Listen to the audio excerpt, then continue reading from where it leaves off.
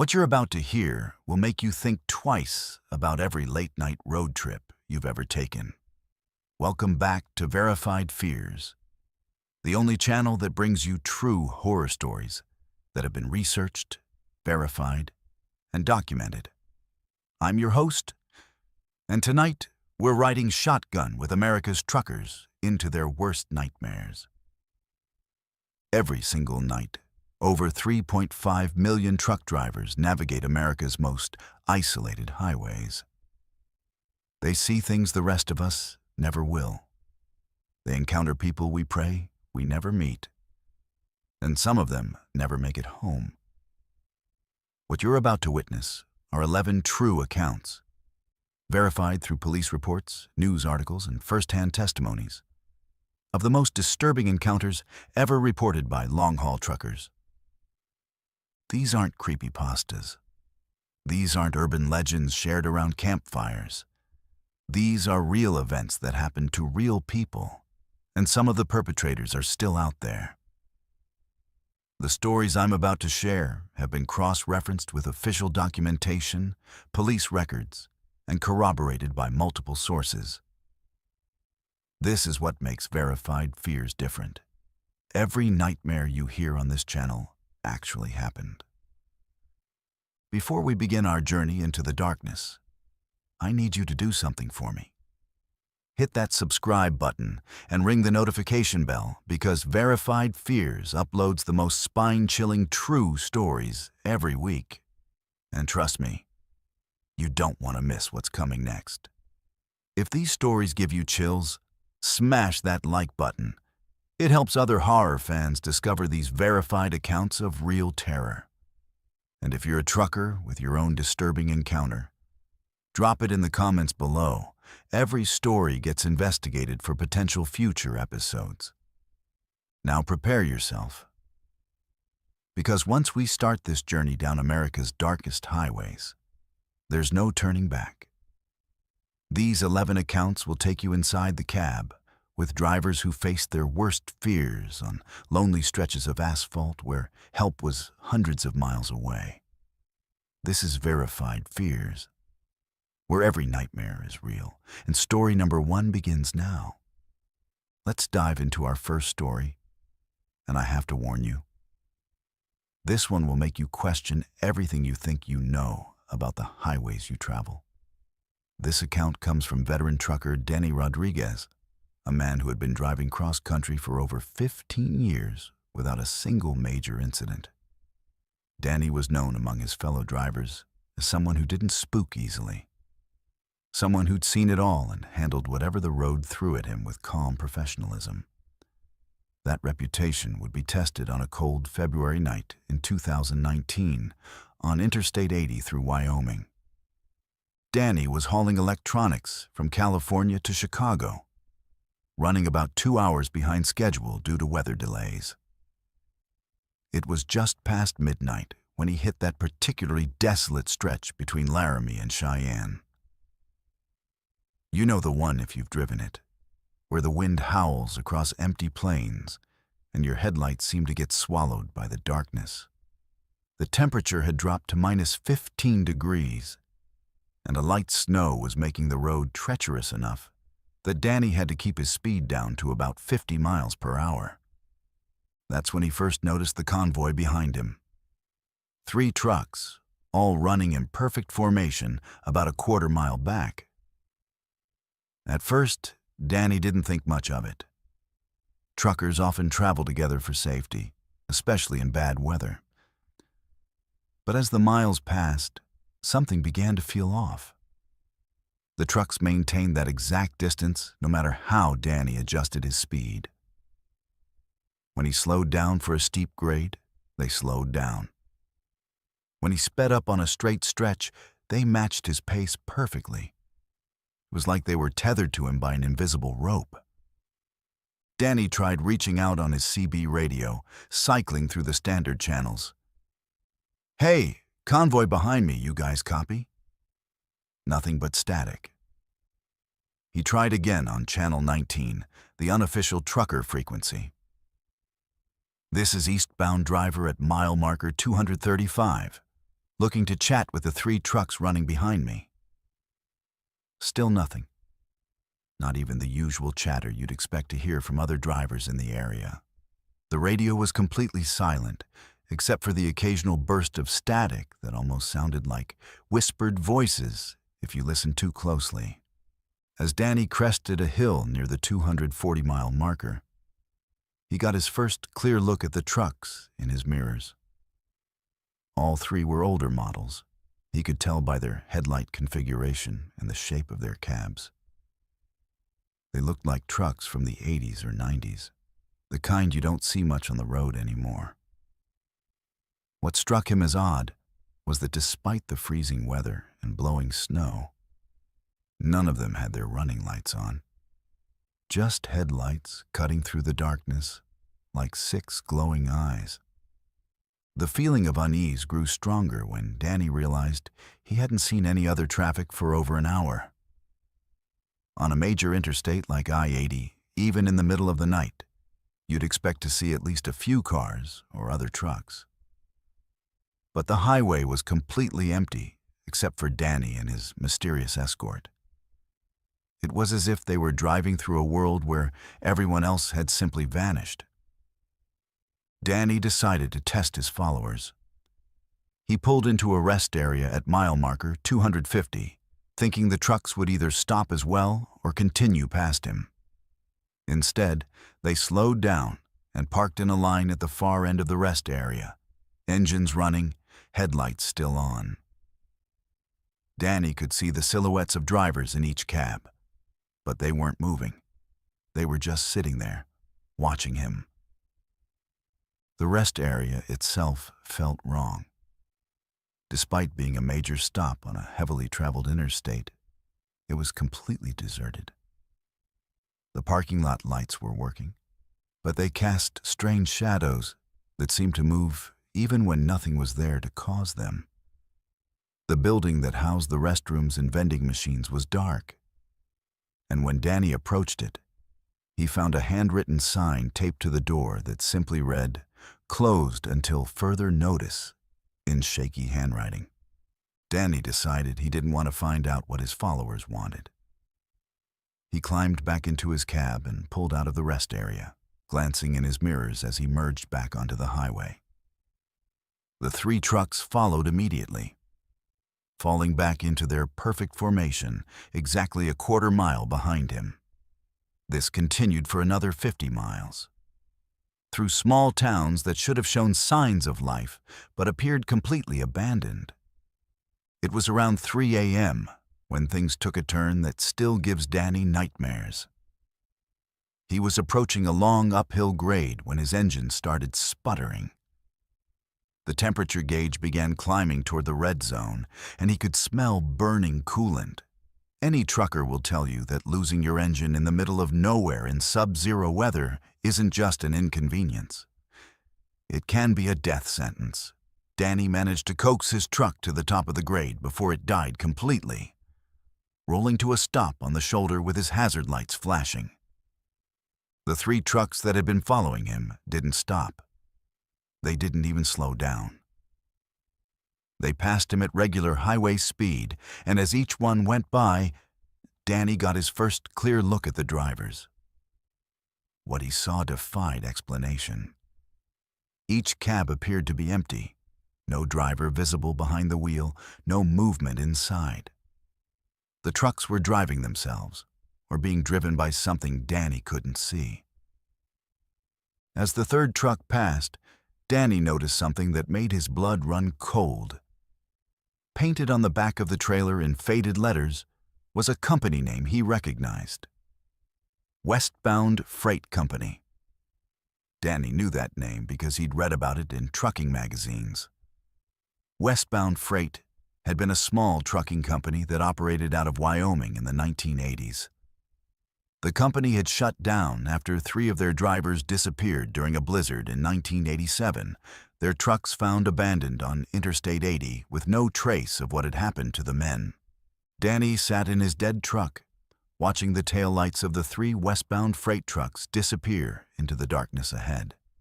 The temperature inside his cab was already dropping, and he knew he had maybe an hour before hypothermia became a real concern. He tried his cell phone, but there was no signal.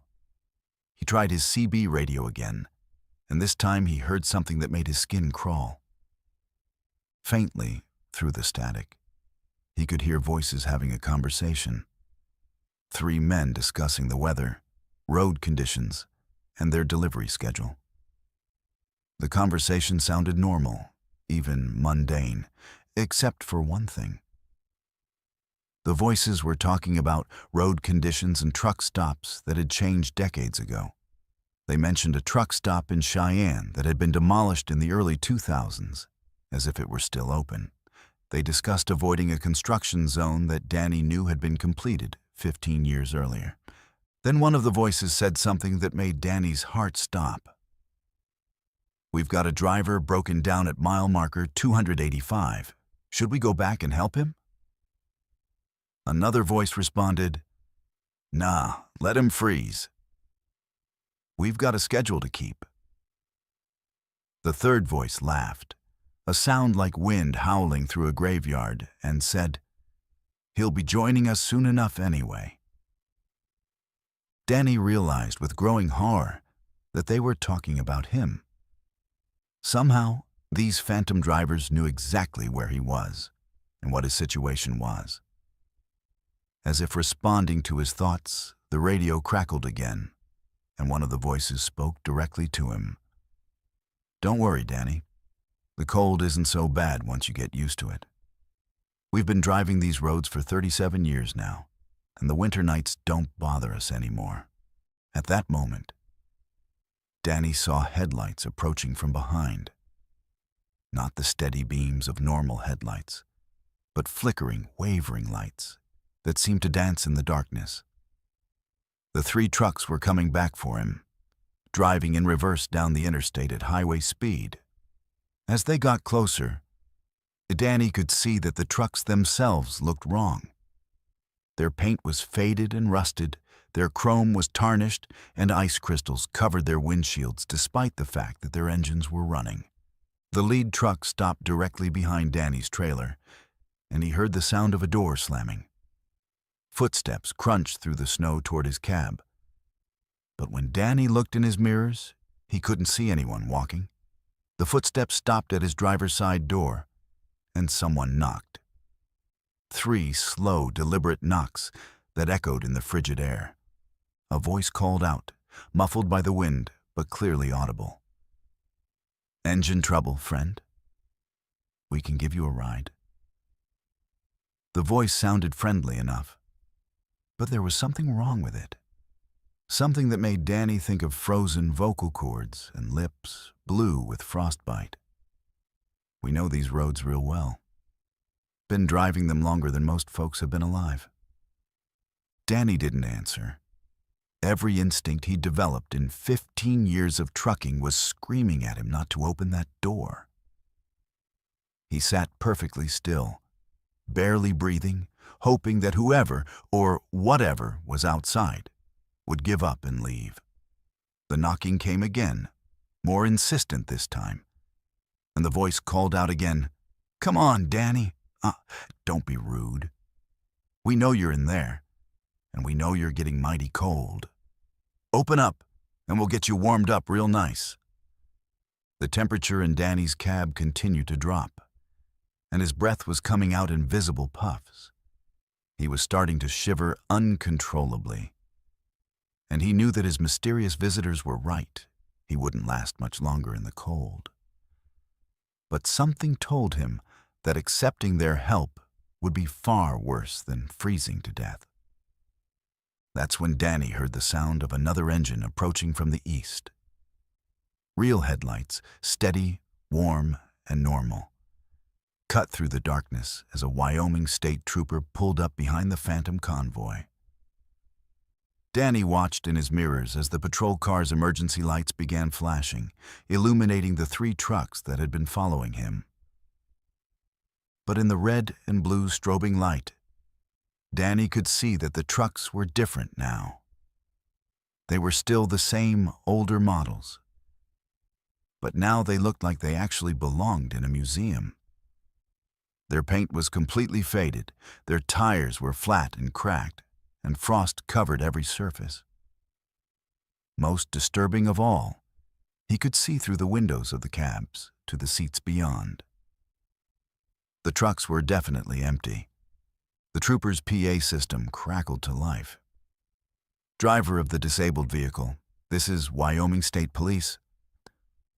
Are you all right in there?" Danny had never been so happy to hear another human voice in his life. He grabbed his CB radio and responded, "I'm okay, officer. Engine overheated, but there are 3 trucks here that—" Danny looked in his mirrors again, but the trucks were gone, vanished completely, as if they had never been there. The trooper spent the next 2 hours helping Danny get his truck running again. A simple fix involving a loose coolant hose that shouldn't have caused the complete engine failure Danny had experienced. As they worked, Danny told the officer about the 3 trucks that had been following him. The trooper listened without commenting until Danny finished his story. Then the officer said something that still haunts Danny to this day. "You're not the first driver to report seeing westbound freight trucks on this stretch of highway. We get maybe 3 or 4 reports a year, always during winter storms, always involving drivers who break down around mile marker 285.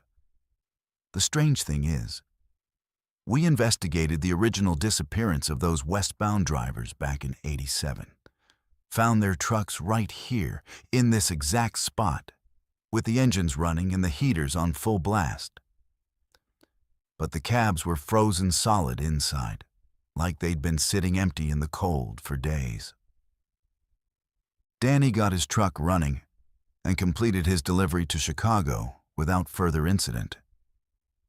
But he's never driven that stretch of I-80 through Wyoming again, especially not in winter. He switched to a southern route that adds 2 days to his cross-country runs.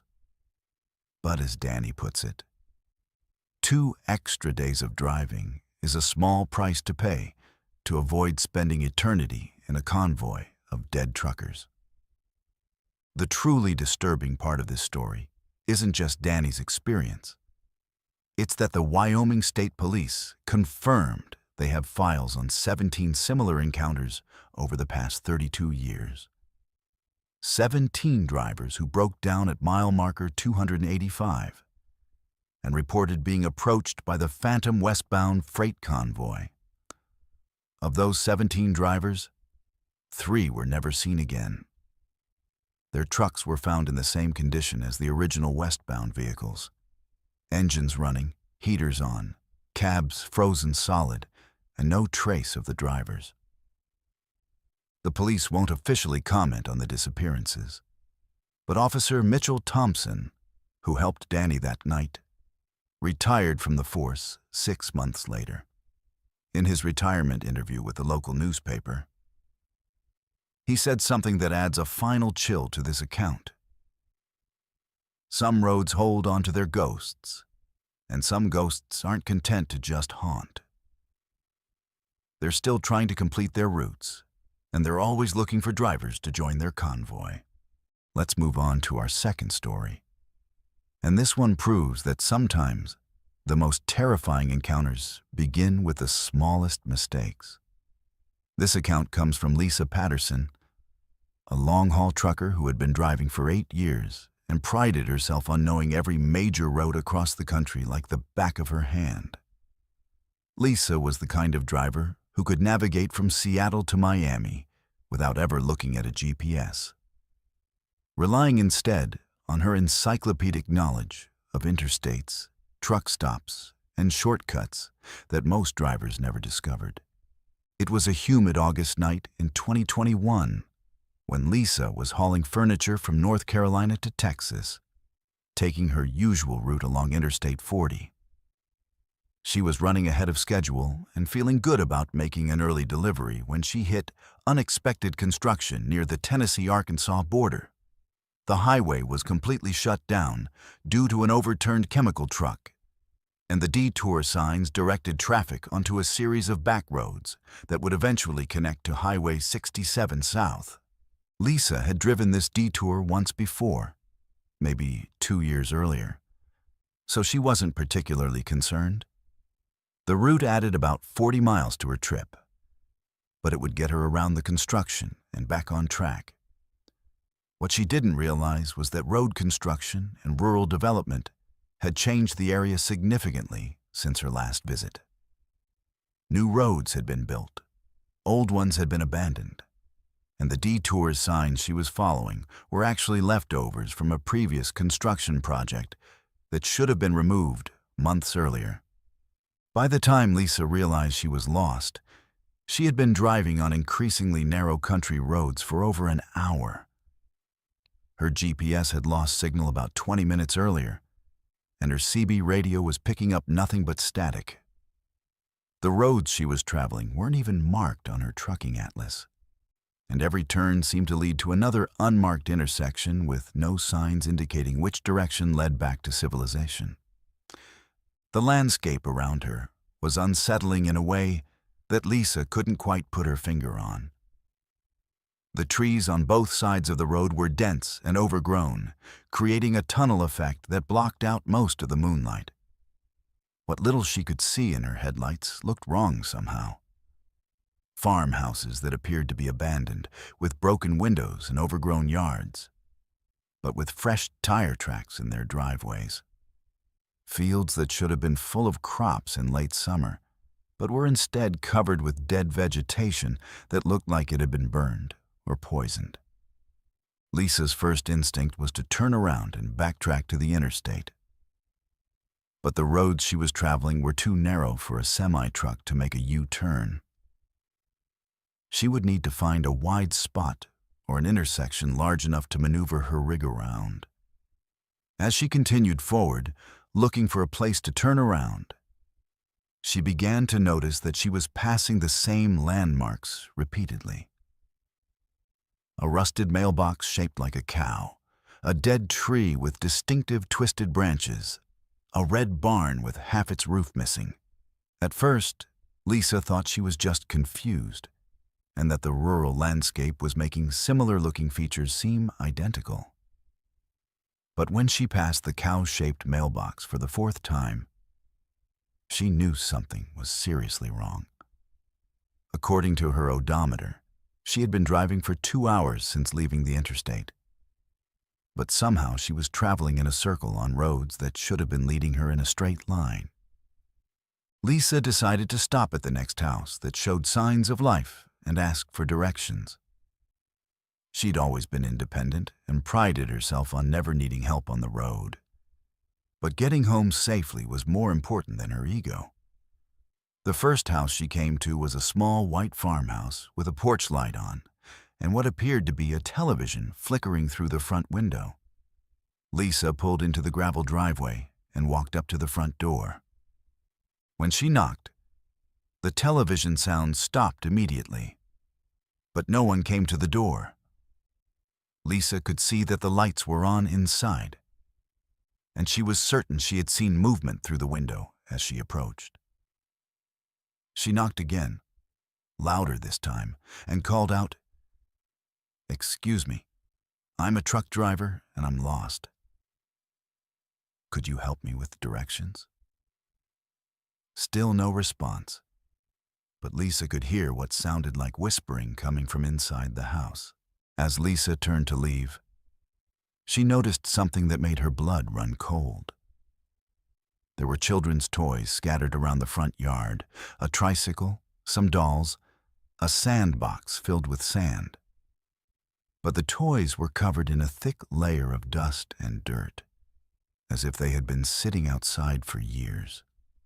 The sandbox was filled not just with sand, but with dead insects and what looked like small animal bones. Lisa hurried back to her truck and continued down the road. But every house she passed showed the same pattern. Lights on, signs of recent activity. But no one would answer the door when she knocked. And all of them had children's toys in the yards. Toys that looked like they had been abandoned for years, but were arranged as if children had just finished playing with them. The feeling of being watched was growing stronger with each mile. Lisa kept checking her mirrors, but there was never any traffic behind her. Yet she couldn't shake the sensation that she was being followed, that something was pacing her truck just outside the range of her headlights. Several times, she thought she saw movement in the tree line, shapes that were too large to be animals, but moved in ways that didn't seem quite human. It was around 2 a.m. when Lisa encountered the first person she had seen since leaving the interstate. A woman was standing in the middle of the road, illuminated by Lisa's headlights. She appeared to be middle-aged, wearing a white nightgown that was stained with what looked like mud or dried blood. The woman wasn't moving, wasn't waving for help, wasn't trying to get out of the way. She was just standing there, staring directly at Lisa's truck.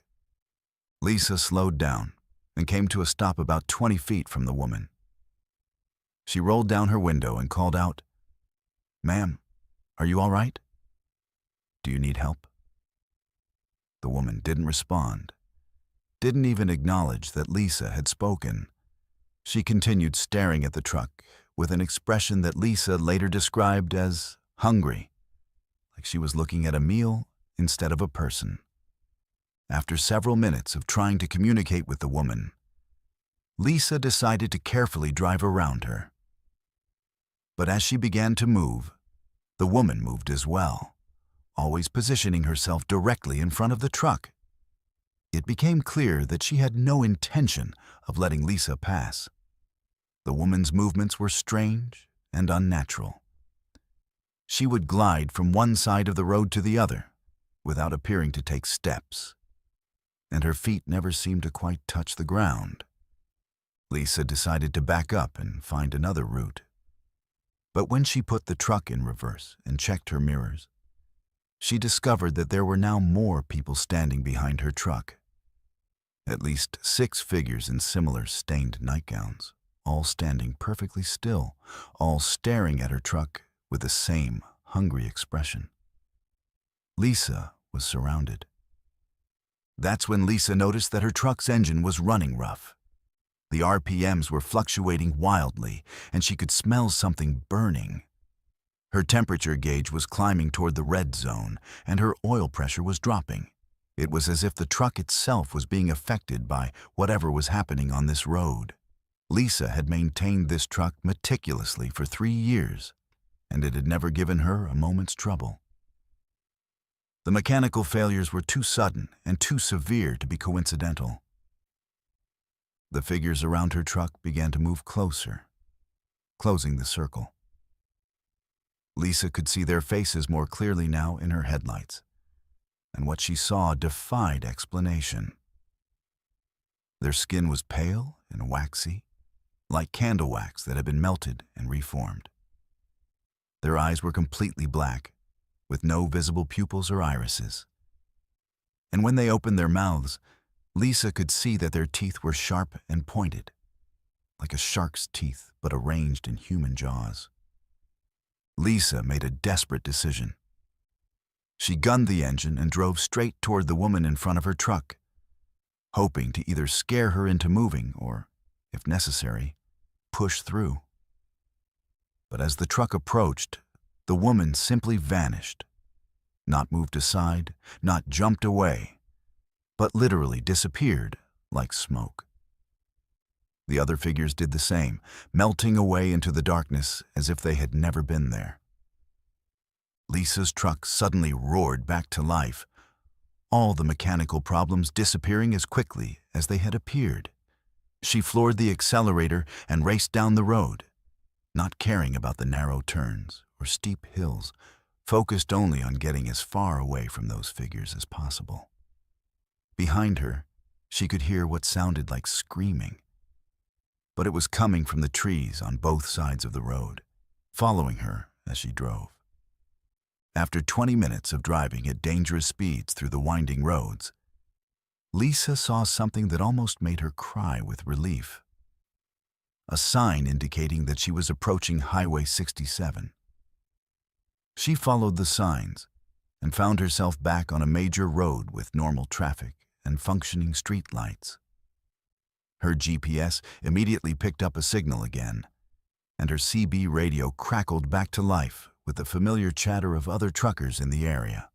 Lisa stopped at the first truck stop she found and called the Arkansas State Police to report what she had experienced. The dispatcher was polite but seemed unsurprised by her story. He took down her information and the approximate location where she had gotten lost, then told her something that still gives her nightmares. "Ma'am, you're the 7th driver this year to report getting lost on those roads and encountering people in nightgowns. We've sent patrol cars to investigate, but we can never find the roads that drivers describe. According to our maps and GPS systems, there's nothing in that area but dense forest." The dispatcher went on to explain that the area Lisa had driven through was the former location of a small rural community called Milfield, which had been abandoned in the 1970s after a chemical plant explosion contaminated the groundwater. The entire town had been evacuated, and the government had eventually razed all the buildings and let the forest reclaim the land. But truckers, hikers, and other travelers continued to report encounters with the former residents of Milfield, people who seemed to be unaware that their town no longer existed. Lisa researched the history of Milfield when she got home and discovered that the chemical plant explosion had happened at night, while most of the town's residents were sleeping. Over 200 people had died from chemical exposure, most of them found in their beds wearing nightgowns and pajamas. The contamination had been so severe that the bodies couldn't be moved for weeks, and by the time cleanup crews arrived, many of the victims had been altered by the chemicals in ways that the official reports describe only as significant physical changes to deceased individuals. Lisa never took that route through Arkansas again, even when construction delays would have made the detour beneficial. She's also noticed that other truckers who know the area avoid discussing those back roads, and when pressed for details, they change the subject quickly. It's as if there's an unspoken understanding among drivers that some places are best left undiscovered, and some roads lead to destinations that no living person should visit. The most disturbing part of Lisa's story isn't the encounter itself, but what happened afterward. 3 weeks later, Lisa received a package at her home address. A package with no return address and a postmark from a post office that had been closed since 1978. Inside the package was a child's doll, identical to one of the toys she had seen in the yard of the first house where she had stopped for directions. The doll was wearing a miniature nightgown stained with the same dark substance she had seen on the figures in the road. Attached to the doll was a handwritten note in faded ink that simply read, "Thank you for visiting Milfield. We hope you'll come back soon. We get so few visitors these days, and we're always looking for new residents to join our community." The note was signed with dozens of names, written in different handwritings, as if the entire town had contributed to the message. Lisa threw the doll away immediately, but the next morning it was back on her doorstep. She burned it in her backyard, but within a week, she received another package containing an identical doll with the same note. This has continued for over 2 years now, with Lisa receiving a new doll every few weeks. She's moved twice since the initial incident, but somehow the packages always find her. Lisa still drives long-haul routes across the country, but she's installed multiple GPS units in her truck and carries detailed maps of every area she travels through. She's also joined online trucker forums where drivers share information about roads to avoid. And she's discovered that her experience in Milfield isn't unique. There are dozens of similar communities across rural America. Towns that were abandoned or destroyed, but continue to exist in some form, populated by residents who refuse to accept that their time has passed. The final detail that makes Lisa's story particularly chilling is what she discovered when she researched the postal records for the post office that had supposedly mailed her the dolls. According to official records, the Milfield post office had processed its last mail delivery on the day before the chemical plant explosion in 1973. But postal workers in the regional facility report that they still occasionally receive outgoing mail with Milfield postmarks, always addressed to truck drivers who have reported getting lost in the area. The Postal Service has no explanation for how these letters are being generated or who is creating them. But they continue to be delivered because, technically, the addresses are legitimate and the postage is correct, even though the stamps being used were discontinued decades ago. Let's move on to our third story. And this one involves something that every trucker relies on but rarely questions: their CB radio. This account comes from veteran driver Marcus Thompson, who was hauling auto parts from Detroit to Phoenix in March of 2020. Marcus had been using the same CB radio for over 12 years, a reliable Cobra 29 that had never given him any trouble, and had been his constant companion through countless lonely nights on the road. Marcus was traveling through a particularly desolate stretch of Interstate 40 in New Mexico around 11 p.m. when his CB crackled to life with a transmission that immediately caught his attention. A voice, clear as day, came through on Channel 19. "Eastbound driver in the white Peterbilt, this is your shadow. You've got a problem with your left rear trailer tire. Better pull over and check it before you have a blowout." Marcus looked in his mirrors, but couldn't see any trucks behind him. The highway was completely empty in both directions, which wasn't unusual for that area at that time of night. He was driving a white Peterbilt, so the description was accurate. But Marcus couldn't figure out how someone could see his truck when there was no other traffic visible. Still, tire safety isn't something any trucker takes lightly. So Marcus decided to pull over at the next wide spot and do a quick inspection. When Marcus walked around his trailer with a flashlight, he discovered that his left rear tire was indeed developing a dangerous bulge on the sidewall, the kind of defect that could cause a catastrophic blowout at highway speeds. The tire needed to be changed immediately. Marcus was grateful for the warning, but he was also puzzled about who had given it to him and how they had been able to see his truck so clearly when he couldn't see them. Marcus keyed his CB radio and transmitted, "Hey, Shadow, this is the white Pete you warned about the tire. You were absolutely right. I've got a bad sidewall bulge. I want to thank you for the heads up. Where are you running? I don't see any trucks in either direction." The response came immediately. "Don't worry about where I am, driver. Just focus on getting that tire changed safely. You've got about 40 minutes before that sidewall gives out completely." The precision of the warning was unsettling. Marcus had seen plenty of tire failures in his career, and predicting exactly when a sidewall would fail was nearly impossible, even for experienced mechanics. Yet something about the voice on the radio conveyed absolute certainty, as if the speaker had somehow already witnessed the tire failure and was working backward from that knowledge. As Marcus worked to change the tire, the voice continued to provide commentary and guidance. "You'll want to double-check those lug nuts. The third one from the top is still loose." Marcus checked, and sure enough, he had missed tightening one of the nuts properly. There's a state trooper about 15 miles ahead running radar, so keep it under 70 when you get back on the road.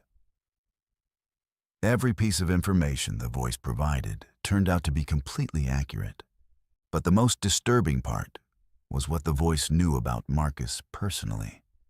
During the hour it took to change the tire, the mysterious CB operator began sharing details about Marcus's life that no stranger should have known. "How's your daughter Sarah doing with her nursing program? Must be tough having her so far away at school." Marcus had never mentioned his daughter on the CB radio, and Sarah was indeed studying nursing at a university 800 miles from home. The voice continued, "That chest pain you've been having, you really should see a doctor about that when you get home. It's not just heartburn like you keep telling yourself." Marcus had been experiencing occasional chest discomfort for several weeks, but hadn't mentioned it to anyone, not even his wife. He had been attributing it to stress and poor truck stop food, but the concern in the voice on the radio suggested something more serious. As Marcus finished changing the tire and prepared to get back on the road, he tried once more to identify his helpful but mysterious companion. "Shadow, I really appreciate all your help tonight. What's your handle? Maybe we can stay in touch." The response came after a long pause. "My handle used to be Night Rider, but I don't use that anymore. Haven't used it since the accident." Marcus asked what accident, but the voice seemed reluctant to elaborate. Finally, after several minutes of silence, the response came. "Happened right here, Marcus. Same stretch of highway, same time of night. Tire blowout at mile marker 127. Lost control and went off the road. That was, let me see, about 6 years ago now. You'll see the cross marker when you pass mile 127. White cross with some plastic flowers that my wife put there." Marcus felt a chill run down his spine. The voice was claiming to be that of a dead trucker, someone who had died in the exact type of accident that Marcus had just avoided. He wanted to dismiss it as someone playing a cruel joke, but the level of detail about his personal life and the accuracy of all the warnings suggested something far more unsettling. As Marcus drove past at mile marker 127, his headlights illuminated a white wooden cross on the side of the highway, exactly where the voice had said it would be. Plastic flowers, faded by years of weather, were attached to the cross. Marcus pulled over and walked to the marker, where he found a small metal plate with an inscription, "Thomas Knight Rider Williams, 1962 to 2014. Beloved husband and father. Keep the shiny side up." Marcus's hands were shaking as he keyed his CB radio one final time. "Knight Rider, are you still out there?" The response came through clearly, but with a sadness that seemed to echo across the desert. "I'm always out here, Marcus. This highway, it holds on to some of us. I couldn't help myself that night, but maybe I can help other drivers avoid the same fate. Take care of yourself and get that chest looked at. Your daughter needs her dad around for a long time." The radio went silent after that, and Marcus never heard from Knight Rider again. But when Marcus got home to Michigan 3 days later, he made an appointment with his doctor. The tests revealed a serious heart condition that required immediate surgery. According to his cardiologist, if Marcus had continued to ignore the symptoms for even a few more weeks, he likely would have suffered a massive heart attack while driving. Marcus researched Thomas Williams and discovered that he had indeed been a trucker who died in a single vehicle accident at mile marker 127 in 2014.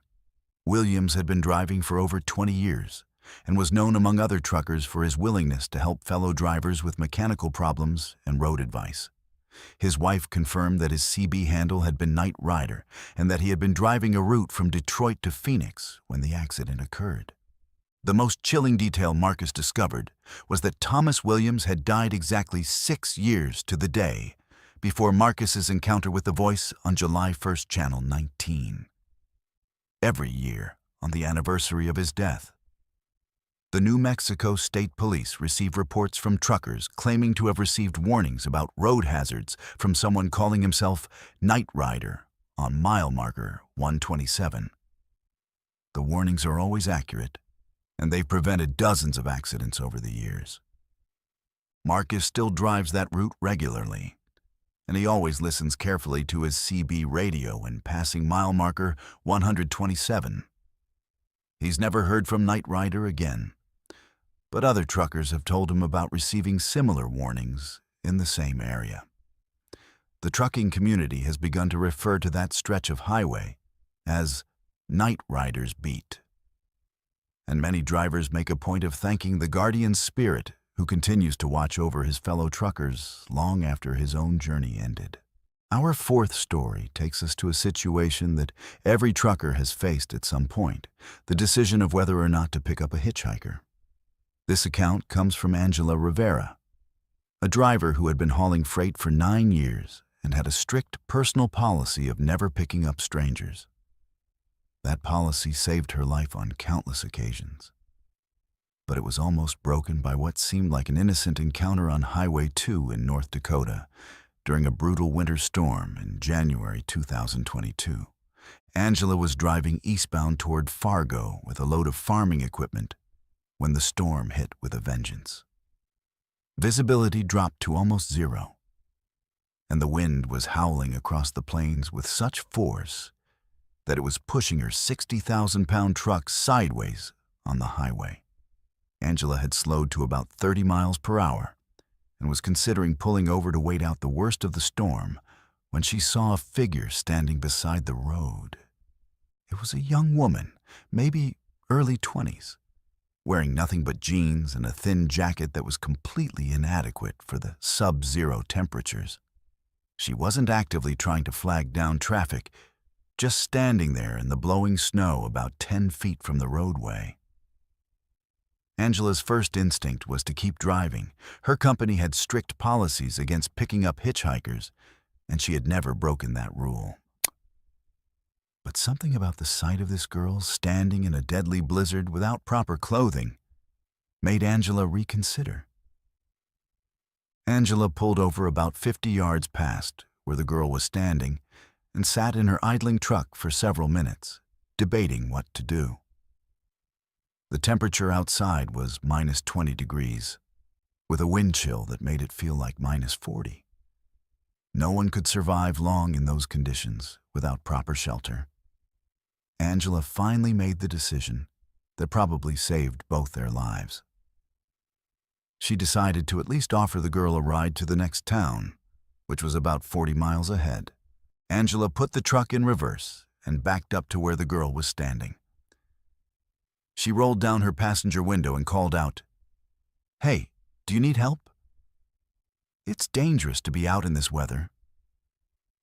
The girl looked up at Angela with what appeared to be genuine relief and gratitude. She was young, blonde, and pretty, but her lips were already blue from the cold, and she was shivering uncontrollably. "My car broke down about a mile back," the girl called out over the wind. "I've been walking for almost an hour trying to find help. Could you give me a ride to the next town? I can pay you." Angela hesitated for another moment, then unlocked the passenger door. The girl climbed up into the cab, bringing with her a blast of frigid air and the smell of something Angela couldn't quite identify. Something sweet and cloying, like flowers that had been left too long in water. The girl introduced herself as Jennifer and explained that her car had slid off the road into a ditch. She said she had tried calling for help, but her phone had died and the storm was getting worse by the minute. Angela felt sorry for her and was glad she had decided to help. Jennifer seemed polite and grateful, and she promised she would only need a ride as far as the next truck stop where she could call someone to pick her up. As they drove through the storm, Angela tried to make conversation to help pass the time, but Jennifer's responses were strange and disjointed. When Angela asked where she was from, Jennifer said around here, but when pressed for specifics, She couldn't name any local towns or landmarks. When Angela asked about her family, Jennifer said she had been visiting relatives, but she couldn't remember their names or exactly where they lived. What really began to concern Angela was Jennifer's behavior. Despite having been standing in sub-zero weather for over an hour, Jennifer wasn't warming up. Even with the truck's heater running at full blast, Jennifer continued to shiver, and her lips remained blue. When Angela offered her a blanket from her sleeper berth, Jennifer's skin felt ice cold to the touch, as if the cold had penetrated so deeply that even artificial heat couldn't warm her. About 20 miles down the road, Angela noticed something that made her stomach drop. In her side mirror, she could see another set of headlights following behind them, staying at a consistent distance despite the poor visibility and dangerous road conditions. When Angela slowed down, the trailing vehicle slowed down. When she sped up slightly, it matched her pace. Angela had learned to trust her instincts during her years on the road, and something about this situation felt like a setup. Angela decided to test her suspicions. She told Jennifer that she needed to stop at a way station that was coming up in a few miles to check her load securement. Jennifer's reaction was immediate and alarming. She became agitated and insisted that they needed to keep driving, that stopping would be dangerous in the storm. When Angela explained that it would only take a few minutes, Jennifer grabbed Angela's arm with surprising strength and said, "No, we can't stop. They're waiting for us to stop." Angela asked who they were, but Jennifer just stared out the passenger window and muttered something about needing to keep moving. That's when Angela noticed that Jennifer wasn't breathing normally. Her chest wasn't rising and falling the way it should, and when Angela looked closely, she realized that Jennifer wasn't breathing at all. No visible breath in the frigid air, no fogging of the windows, nothing. The realization hit Angela like a physical blow. Jennifer wasn't alive. Whatever was sitting in her passenger seat was something else entirely. Something that was using Jennifer's appearance to gain Angela's trust and cooperation. Angela fought to keep her expression neutral, while her mind raced through her options. She was alone on a deserted highway, in a blizzard with something inhuman sitting 3 feet away from her. Angela decided to play along while she figured out an escape plan. She continued driving toward the truck stop she had mentioned. But as they got closer, Jennifer became increasingly agitated. She kept looking in the mirrors and muttering about them catching up. Finally, Jennifer turned to Angela with an expression that was no longer human.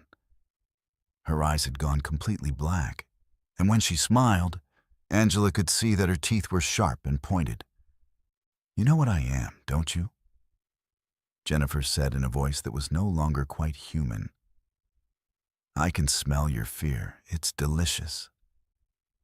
Angela's blood turned to ice, but she forced herself to keep driving steadily toward the truck stop. Jennifer continued talking, and what she said next explained everything. "We've been hunting this highway for 3 winters now. I stand in the cold to attract the sympathetic ones, the drivers who can't resist helping someone in distress. Then my friends follow us until we reach an isolated spot where they can take the truck and the cargo. Usually we let the drivers go afterward.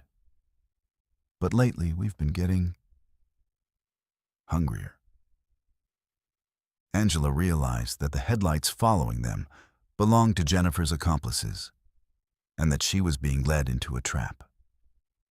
But she also realized that Jennifer had made a crucial mistake. She had revealed that there was an afterward for some drivers, which meant that not all of their victims were killed immediately. Angela decided to make her move at the truck stop, where there might be other people and security cameras. As they approached the truck stop, Angela could see that it was well lit and appeared to be open, with several other trucks parked in the lot. Jennifer became increasingly frantic, insisting that they needed to drive past it and continue to a more private location. Angela ignored her protests and pulled into the truck stop parking lot, driving directly toward the main building where the lights were brightest. Jennifer made her final threat. "If you don't drive away from here right now, I'll kill you where you sit." But Angela had noticed something important. Jennifer hadn't touched the door handle since getting into the truck, and she seemed unable to operate any of the truck's controls. Whatever Jennifer was, she appeared to be bound by some kind of rules that prevented her from harming Angela while they were inside the truck or on public property. Angela pulled up directly in front of the truck stop's main entrance and immediately began honking her horn repeatedly. Within seconds, other truckers and truck stop employees were coming outside to see what the emergency was. Angela pointed at Jennifer and shouted, "This isn't human. She's been trying to lure me into a trap." Jennifer let out a shriek that shattered both side windows of the truck, then simply vanished. Not opened the door and ran, but literally disappeared like smoke. The temperature in the cab immediately returned to normal, and the sweet, cloying smell that had been bothering Angela dissipated instantly. The other truckers helped Angela contact the police, and when the officers arrived, they found something disturbing in the truck stop's security camera footage. The cameras clearly showed Angela's truck pulling up and Angela getting out, but they showed no passenger in the truck at any point. According to the video evidence, Angela had been alone in her truck the entire time. Even more disturbing was what the police discovered when they investigated Angela's route. There was indeed a car in a ditch about a mile from where Angela had picked up Jennifer, but it had been there for over 6 months. The car was registered to a Jennifer Walsh, a 22-year-old college student who had disappeared during a blizzard the previous winter. Her body was found in the car, frozen solid, still wearing the same jeans and thin jacket that the hitchhiker had been wearing. The police confirmed that Angela was the 4th trucker in 2 years to report picking up a hitchhiker matching Jennifer's description on that same stretch of highway during winter storms. In each case, the drivers reported being followed by mysterious vehicles and feeling like they were being led into a trap. The 3 previous drivers had all managed to escape by stopping at public locations, but 2 other truckers had disappeared completely on that highway during the same time period, their trucks found abandoned with no trace of the drivers. Angela learned that Highway 2 through North Dakota has one of the highest rates of missing trucker cases in the country, with over a dozen drivers vanishing without explanation in the past 5 years. Local law enforcement believes that there's an organized group using supernatural bait to lure truckers into isolated areas, but they've never been able to catch the perpetrators or determine exactly how they're operating. Angela still drives that route occasionally, but never during winter storms, and she's installed additional security cameras in her truck that record both the interior and exterior. She's also joined a network of truckers who share real-time information about suspicious activity on dangerous routes. Most importantly, she's never again considered breaking her rule about picking up hitchhikers, no matter how desperate their situation appears to be. The final chilling detail of Angela's story is what she discovered when she researched Jennifer Walsh's disappearance. According to police reports, Jennifer had been driving to visit relatives when her car went off the road during the blizzard. But here's the thing that keeps Angela awake at night. Jennifer Walsh had been driving westbound when she crashed, but the hitchhiker claiming to be Jennifer had been standing on the eastbound side of the highway as if she was trying to retrace her route in the opposite direction, luring drivers back toward the location where she had died. Our 5th story deals with something that keeps many truckers awake at night: the fear of not really knowing what you're hauling. This account comes from veteran driver Carl Matthews. who had been driving cross-country for 15 years and prided himself on being professional and reliable.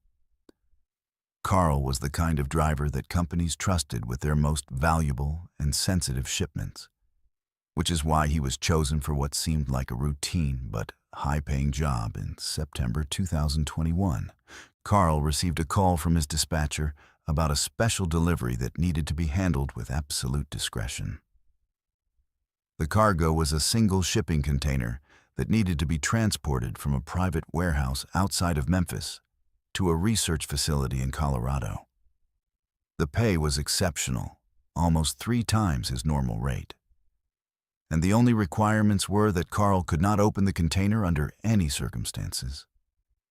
He had to drive straight through without extended stops, and he could not discuss the cargo with anyone. The pickup location was unusual from the start. Instead of a normal loading dock, Carl was directed to an isolated warehouse complex about 30 miles outside of Memphis, surrounded by high fences and security cameras. The facility looked more like a government installation than a commercial shipping operation. Carl was met by men in dark suits who checked his identification multiple times and had him sign several confidentiality agreements before allowing him onto the property. The container itself was unlike anything Carl had ever hauled. It was a standard 20-foot shipping container on the outside, but it had been heavily modified with additional locks, reinforcement plates, and what appeared to be some kind of ventilation system. Most unsettling of all, the container was equipped with temperature monitoring equipment and what looked like motion sensors attached to the exterior walls. The men loading the container were extremely careful and methodical, using specialized equipment to secure it to Carl's trailer. They insisted on testing the restraint systems multiple times and gave Carl a sealed envelope containing his delivery instructions, which he was told not to open until he was 50 miles from the pickup location. Carl had hauled classified government cargo before, so the security measures didn't particularly alarm him. But something about the entire operation felt different, more urgent and more secretive than usual. Carl began his journey toward Colorado, and for the first few hours, everything seemed normal. The container was well balanced and didn't affect his truck's handling, and he made good time on the interstate highways. But about 4 hours into the trip, as evening was approaching, Carl began to notice strange sounds coming from his trailer. At first, he attributed the noises to normal road vibration and cargo shifting, but as he listened more carefully, the sounds seemed deliberate and rhythmic. It sounded like something was moving around inside the container, not sliding or rolling like loose cargo, but moving with purpose. Carl tried to dismiss his concerns, reminding himself that the container was supposed to be sealed, and that he was probably just hearing highway noise or mechanical sounds from his truck. But the sounds continued and became more pronounced as darkness fell. Carl could hear what sounded like scratching or scraping against the interior walls of the container, always from the same location near the front of the trailer. The scratching would continue for several minutes, then stop completely, then resume with more intensity. Carl began to wonder if there might be an animal trapped inside the container. But the shipping documents clearly indicated that the cargo was research materials, with no mention of livestock. Around 10 p.m., Carl stopped at a truck stop in Kansas to refuel and grab something to eat. As he walked around his truck doing his routine safety inspection, he noticed something that made his blood run cold. There were small droplets of what appeared to be blood seeping from the bottom seal of the container. Not a lot, just a few drops here and there, but enough to form small puddles beneath the trailer. Carl's first instinct was to call his dispatcher. but the confidentiality agreements he had signed specifically prohibited him from contacting anyone about the cargo except in case of a major emergency. Carl wasn't sure if a few drops of what might be blood constituted a major emergency, especially since the container itself appeared to be secure and undamaged. Carl decided to continue driving, but he kept his CB radio tuned to channel 19 and his cell phone ready in case he needed to call for help. The scratching sounds from the container continued throughout the night, sometimes becoming so loud that Carl could hear them over his engine noise and road sound. What was even more disturbing was that the sounds seemed to respond to external stimuli. Whenever Carl hit his brakes or changed lanes, the scratching would become more frantic, as if whatever was inside the container could sense the truck's movements. Around 3 a.m., Carl encountered something that still haunts him to this day. He was driving through a remote section of Colorado highway when his truck's motion sensors began registering movement on the trailer. Not the normal vibration of road travel, but distinct motion, as if something heavy was moving around inside the container. Carl's truck was equipped with a sophisticated load monitoring system that could detect cargo shifts, and according to the sensors, something weighing approximately 200 pounds was moving freely inside the supposedly sealed container. Carl pulled over at a rest area to investigate, but as soon as the truck came to a complete stop, all movement inside the container ceased. The scratching sound stopped, the motion sensors returned to normal, and everything became eerily quiet. Carl walked around the trailer with a flashlight, and that's when he discovered something that made him question everything he thought he knew about his cargo. There were handprints on the outside of the container, human handprints pressed against the metal from the inside with such force that they had created visible impressions on the exterior walls. The prints were concentrated around what would have been eye level for an adult, as if someone inside the container had been trying to push their way out. Most disturbing of all, the handprints appeared to be fresh, with traces of moisture that looked like perspiration or condensation from human skin. Carl immediately called the emergency number he had been given for the shipping company, but the phone rang endlessly with no answer.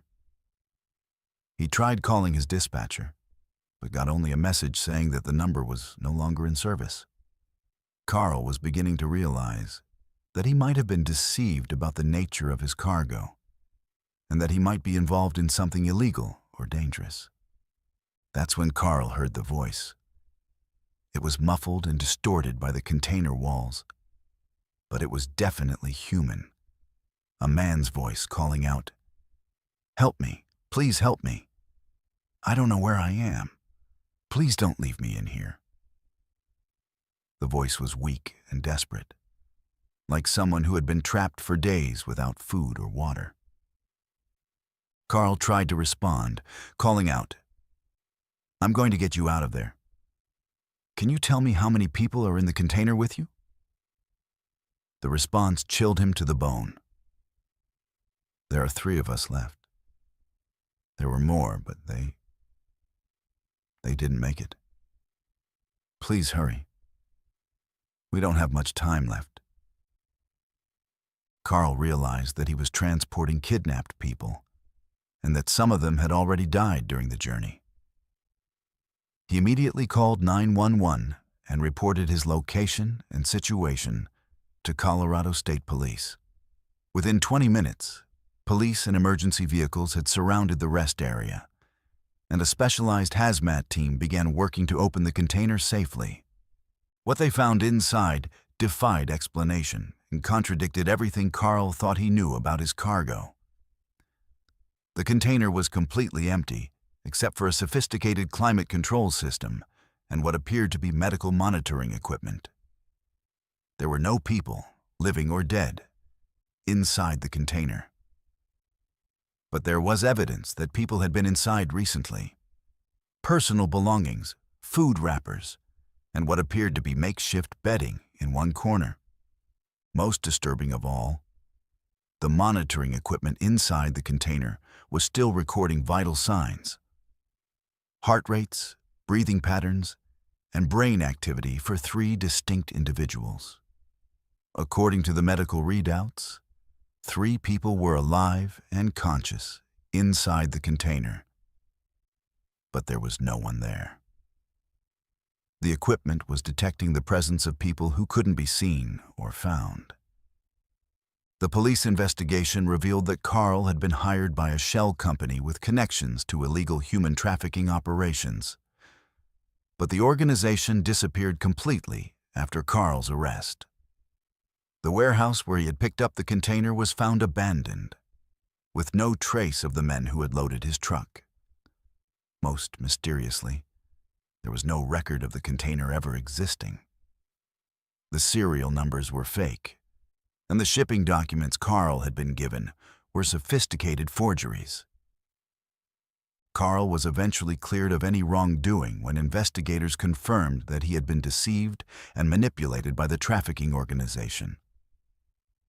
But the case was never solved, and the fate of the people whose voices Carl heard and whose vital signs were detected by the monitoring equipment remains unknown. The FBI believes that Carl may have inadvertently disrupted a supernatural human trafficking operation that uses technology beyond current scientific understanding. Carl retired from long-haul trucking immediately after the incident and now works for a local delivery company that only handles verified cargo with full transparency about contents and destinations. He's also become an advocate for truckers' rights and safety, speaking at industry conferences about the importance of knowing what you're hauling and trusting your instincts when something doesn't feel right. The most chilling aspect of Carl's story is what happened 6 months after the incident. He received a package at his home with no return address, containing a USB drive with video footage from inside the container during his journey. The footage shows 3 people, 2 men and a woman, trapped inside the container. But the timestamps on the video correspond exactly to the period when police found the container empty. The people in the video are calling out for help and mentioning Carl by name, asking him to stop and let them out. Carl turned the USB drive over to federal investigators, but they've been unable to explain how the video was created or where the people shown in the footage are now.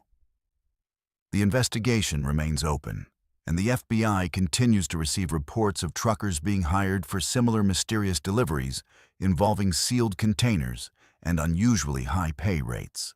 They believe that Carl's experience represents just one instance of a much larger operation that continues to exploit the trucking industry for purposes that may extend far beyond conventional human trafficking.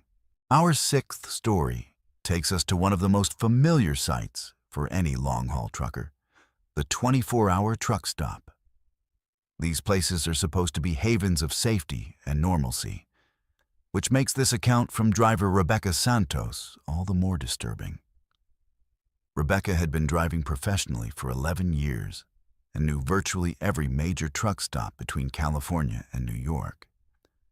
So when she pulled into what appeared to be a new facility on Interstate 70 in Missouri, she thought she had simply discovered a recently opened location. It was 2:30 a.m. on a Tuesday in October 2021 when Rebecca spotted the truck stop signs advertising Big Jim's 24-hour plaza, next exit, all services available. Rebecca had driven this route dozens of times over the years and didn't remember seeing this particular truck stop before.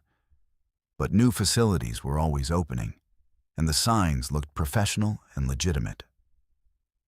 Rebecca needed fuel and a break, so she decided to check it out. The truck stop appeared completely normal from the highway.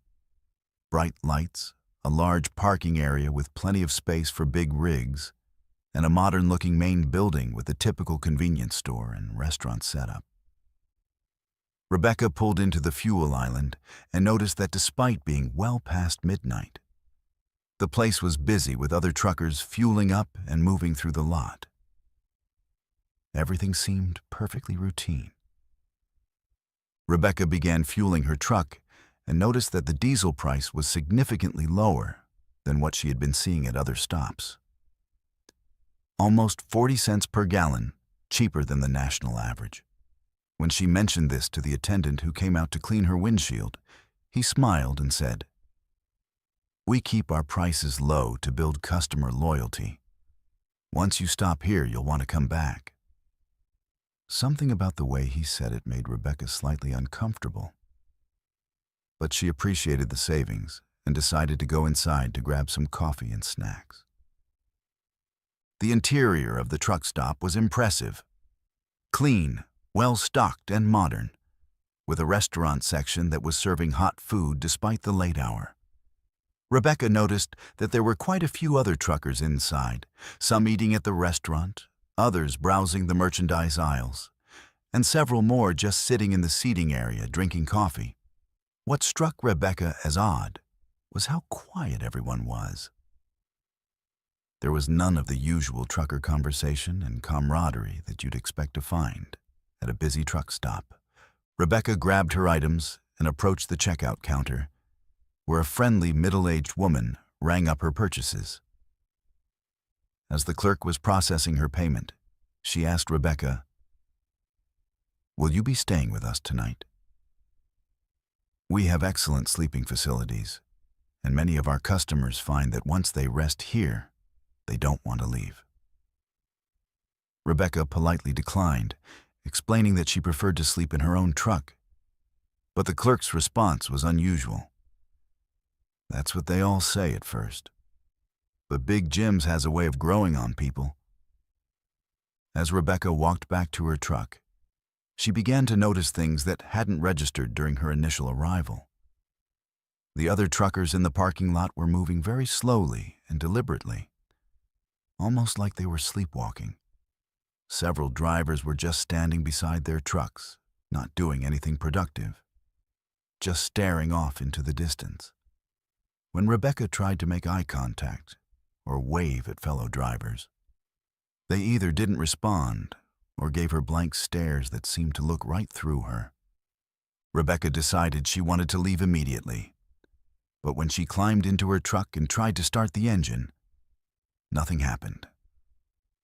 All her electrical systems were working, lights, radio, dashboard. But the engine wouldn't turn over. Rebecca had been driving this truck for 3 years without any mechanical problems, and it had been running perfectly when she arrived at the truck stop. She tried several more times, but the engine remained completely dead. Rebecca went back inside to ask if there was a mechanic on duty, and the same clerk who had served her earlier seemed unsurprised by the problem. "Oh, that happens sometimes," she said casually. "The elevation here affects some engines. Don't worry, our maintenance staff can take a look at it in the morning. In the meantime, why don't you get some rest? We have very comfortable sleeping rooms available." Rebecca insisted that she needed to get back on the road immediately and asked if there was anyone who could look at her truck right away. The clerk directed her to a man named Jim, presumably the Big Jim the truck stop was named after, who was sitting in the restaurant section drinking coffee. Jim was a large, friendly-looking man in his 60s who greeted Rebecca warmly and offered to take a look at her truck. Jim followed Rebecca out to the parking lot and spent about 15 minutes examining her engine. He claimed to have found the problem, a loose electrical connection, and after some tinkering under the hood, Rebecca's engine started immediately. She was grateful for the help and offered to pay Jim for his time, but he refused any payment. "Just remember us when you're driving through again," he said with a smile that didn't quite reach his eyes. Rebecca thanked Jim and prepared to leave. But as she was conducting her pre-trip inspection, she noticed something that made her extremely uncomfortable. Every single truck in the parking lot had the same modification, a small electronic device attached to the engine compartment that she didn't recognize. When she looked closer at her own truck, she found that an identical device had been installed while Jim was fixing her electrical problem. Rebecca didn't know what the device was, but every instinct told her to get away from this truck stop immediately. She carefully removed the device and threw it in a trash can, then quickly left the parking lot without looking back. As she drove away, she checked her rearview mirrors and saw something that confirmed her suspicions. Several trucks were pulling out of the parking lot behind her, forming a convoy that began following her down the highway. Rebecca drove as fast as she safely could, but the convoy of trucks stayed behind her for over 50 miles, always maintaining the same distance. She tried contacting other drivers on her CB radio to report the situation, but all she received in response were cryptic messages like, "You can't leave Big Jim's, and come back to the plaza where you belong." The voices on the radio all sounded flat and emotionless, like people speaking against their will. Rebecca finally lost her followers by taking an unexpected exit and driving through a series of back roads until she reached another truck stop that she knew was legitimate. She immediately called the police to report her experience. But when she tried to provide the location of Big Jim's 24-hour plaza, she encountered a problem.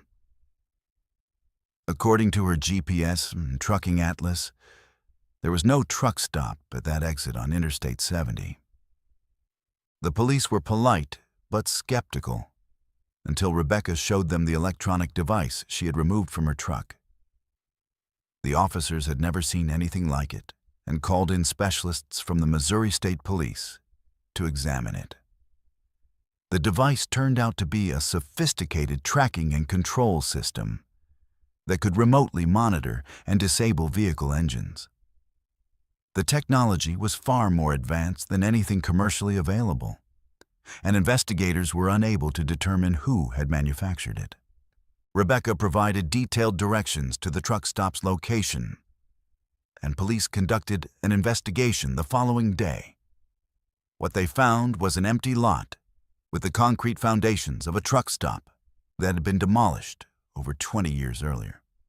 Local records showed that a facility called Big Jim's Plaza had operated at that location in the 1980s and 1990s, before closing permanently after the owner, James Big Jim Morrison, died in a trucking accident in 1999.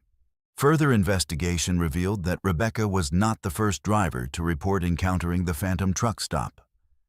Over the past 15 years, Missouri State Police had received at least 8 similar reports from truckers who claimed to have stopped at Big Jim's 24-hour plaza, only to discover later that the facility didn't exist.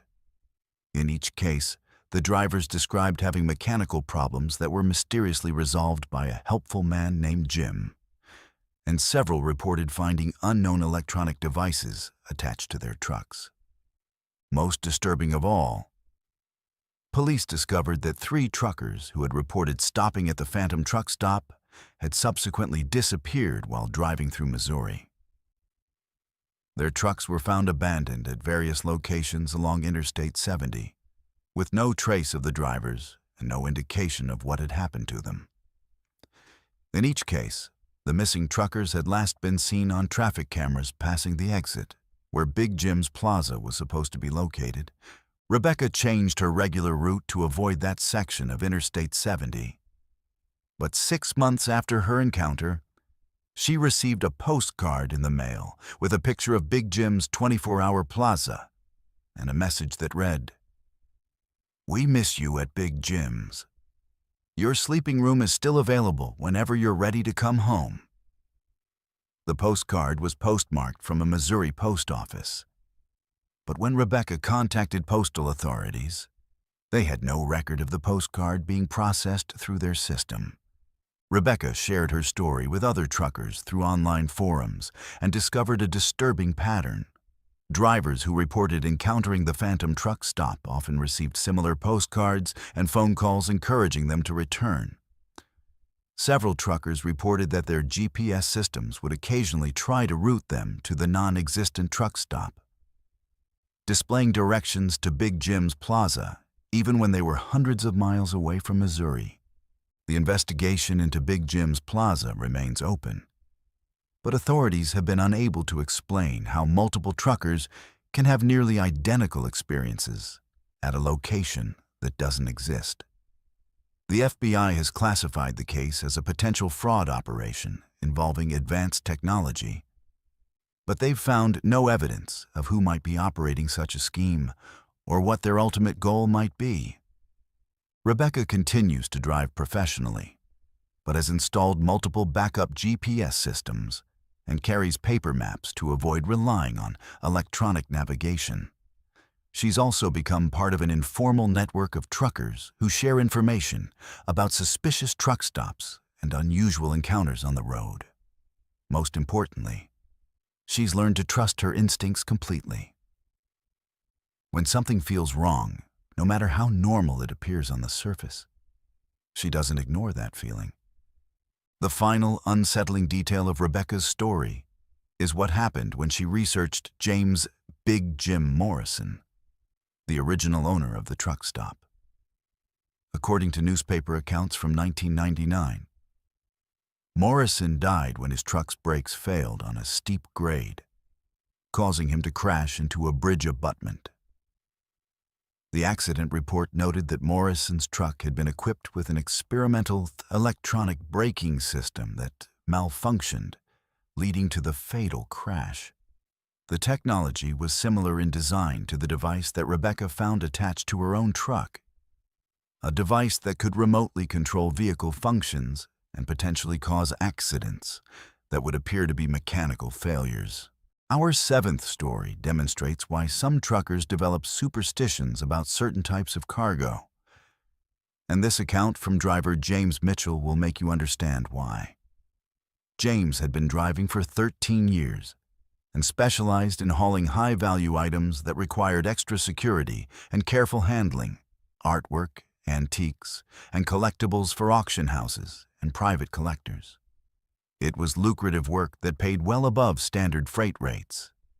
But James discovered that some cargo comes with a price that can't be measured in dollars. In November 2020, James was contracted to transport a collection of antique furniture from an estate sale in Savannah, Georgia, to a private collector in Portland, Oregon. The shipper was an elderly man named Harrison Blackwood, who claimed to be liquidating his late father's estate. The furniture pieces were reportedly from the 1800s and included several bedroom sets, dining room furniture, and what Blackwood described as a very special armoire that's been in my family for generations. James arrived at the pickup location, which was a sprawling Victorian mansion on the outskirts of Savannah that looked like it hadn't been maintained in decades. The house was surrounded by overgrown gardens and seemed to loom over the landscape despite the bright afternoon sunshine. Blackwood met James at the door and immediately struck him as an odd character. Extremely pale, soft-spoken, and insistent that the furniture be loaded in a very specific order, with the armoire placed at the very front of the trailer. The loading process took most of the afternoon because Blackwood insisted on personally supervising every piece as it was moved from the house to James's trailer.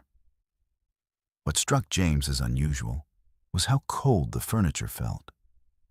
Even though it had been sitting in a house with no air conditioning during a warm Georgia day, each piece seemed to absorb heat rather than radiate it, and James found himself shivering every time he handled the items directly.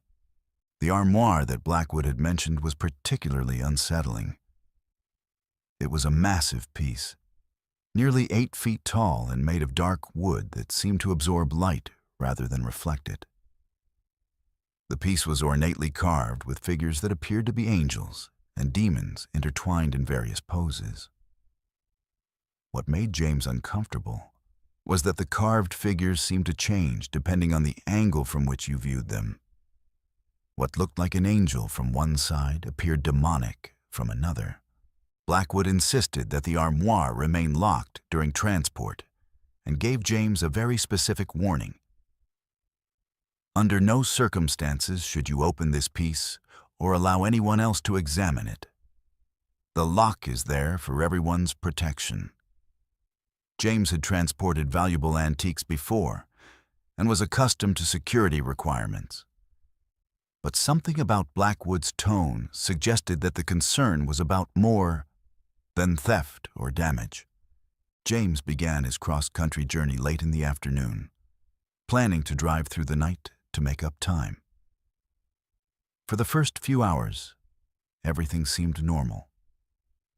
But as darkness fell, James began to notice unusual sounds coming from his trailer.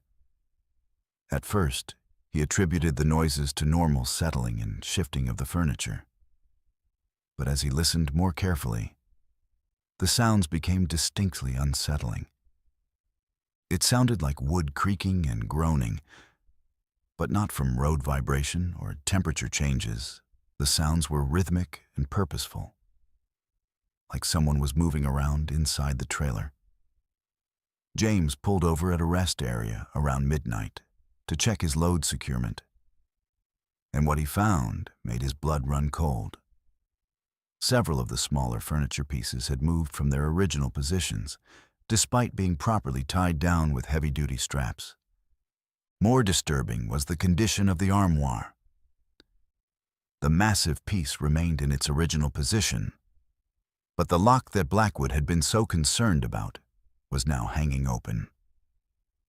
James was certain that the lock had been secure when they loaded the piece, and there was no way it could have opened accidentally during transport.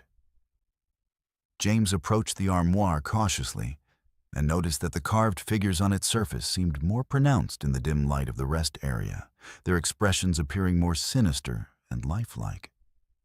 James decided not to investigate further and quickly resecured the load before getting back on the road. But the sounds from the trailer continued throughout the night, becoming more pronounced and disturbing. James began to hear what sounded like voices, muffled conversations coming from inside the armoire, as if multiple people were trapped inside and trying to communicate with each other. Around 3 a.m., while driving through a remote section of Arkansas, James heard something that made him slam on his brakes and pull over immediately. From his trailer came the unmistakable sound of a woman screaming. Not a brief cry, but a prolonged, agonized scream, that seemed to come from inside the armoire itself. James sat in his idling truck for several minutes, listening. But the trailer had gone completely silent. James called the number that Blackwood had given him for emergencies, but the phone was disconnected. He tried calling the auction house in Portland that was supposed to receive the furniture, but they had never heard of Harrison Blackwood or any furniture delivery scheduled from Georgia. James was beginning to realize that he might have been deceived about the nature of his cargo and the legitimacy of the delivery. As James sat in his truck trying to decide what to do, he noticed movement in his side mirrors. The armoire, which was positioned near the front of his trailer where he could see it through his rear window, appeared to be rocking back and forth slightly.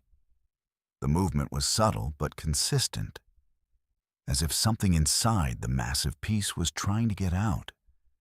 James also noticed that the temperature around his truck was dropping rapidly, despite the mild Arkansas weather. James decided to continue driving and contact police at the next major town.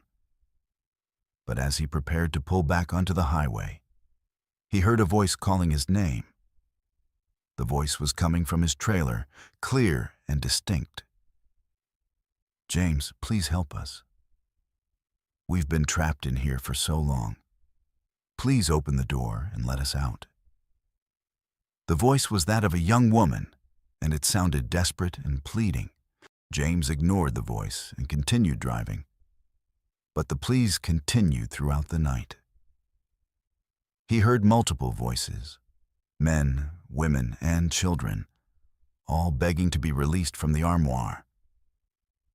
They claimed to have been trapped for decades, some for over a century, and they described the interior of the armoire as a place of endless darkness and cold. What made the voices particularly disturbing was their knowledge of details about James's life. They mentioned his wife by name, described his house, and knew about his trucking route preferences. By dawn, James was exhausted and terrified, but he was determined to reach a major city where he could get help from law enforcement. As he drove through Oklahoma, the voices from the armoire became more insistent and threatening. They began to describe what would happen to James if he didn't release them, detailing how they would follow him home and torment his family. The voices also began to affect his truck's electronics. His radio would tune itself to static-filled stations, his GPS would display impossible locations, and his engine would randomly lose power for several seconds at a time. James pulled into a truck stop in Oklahoma City and immediately called the police. While waiting for officers to arrive, James noticed that other truckers in the parking lot were giving his truck a wide berth. Several drivers approached him to ask if everything was all right, explaining that they could hear screaming coming from his trailer, and that the temperature around his truck was noticeably colder than the surrounding area. When police arrived and opened James's trailer to inspect the furniture, they found something that defied explanation. Every piece of furniture had moved from its secured position and was now arranged in a perfect circle around the armoire, as if the pieces had repositioned themselves during transport. The armoire itself was standing open, revealing an interior that appeared to be much larger than the external dimensions of the piece would allow. Inside the armoire, police found dozens of personal items: jewelry, photographs, clothing, and identification documents dating back to the 1800s. All of the items belonged to people who had been reported missing over the past 150 years, many of them from the Savannah area. Most disturbing of all, the items showed no signs of age or deterioration, as if they had been preserved in some kind of temporal bubble. Police contacted authorities in Savannah to investigate Harrison Blackwood and the Victorian mansion, where James had picked up the furniture. What they discovered was that the house had been abandoned since 1987, when the last known resident, Harrison Blackwood Sr., had disappeared under mysterious circumstances. The current owner was a property management company that had been trying to sell the house for decades, but had been unable to find buyers due to reports of paranormal activity. Further investigation revealed that the armoire had a documented history of being associated with disappearances. Historical records showed that the piece had belonged to a wealthy Savannah family in the 1850s, and that over a dozen people had vanished while the armoire was in their possession. The piece had been sold and resold numerous times over the years, and each owner had eventually abandoned it after experiencing supernatural phenomena. James was released without charges once police confirmed that he had been deceived about the nature of his cargo. The furniture was taken into evidence and eventually transferred to a team of paranormal investigators who specialized in haunted objects.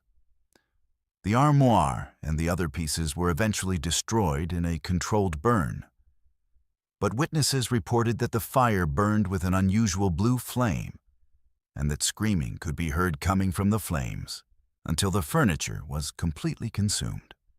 James retired from long-haul trucking immediately after the incident and now works for a local delivery company that only handles verified cargo with full documentation. He's also become an advocate for truckers' safety and frequently speaks about the importance of verifying the legitimacy of shippers and cargo before accepting unusual or high-paying loads. The most unsettling aspect of James's story is what happened to the man who claimed to be Harrison Blackwood. Police were never able to locate him or determine his real identity.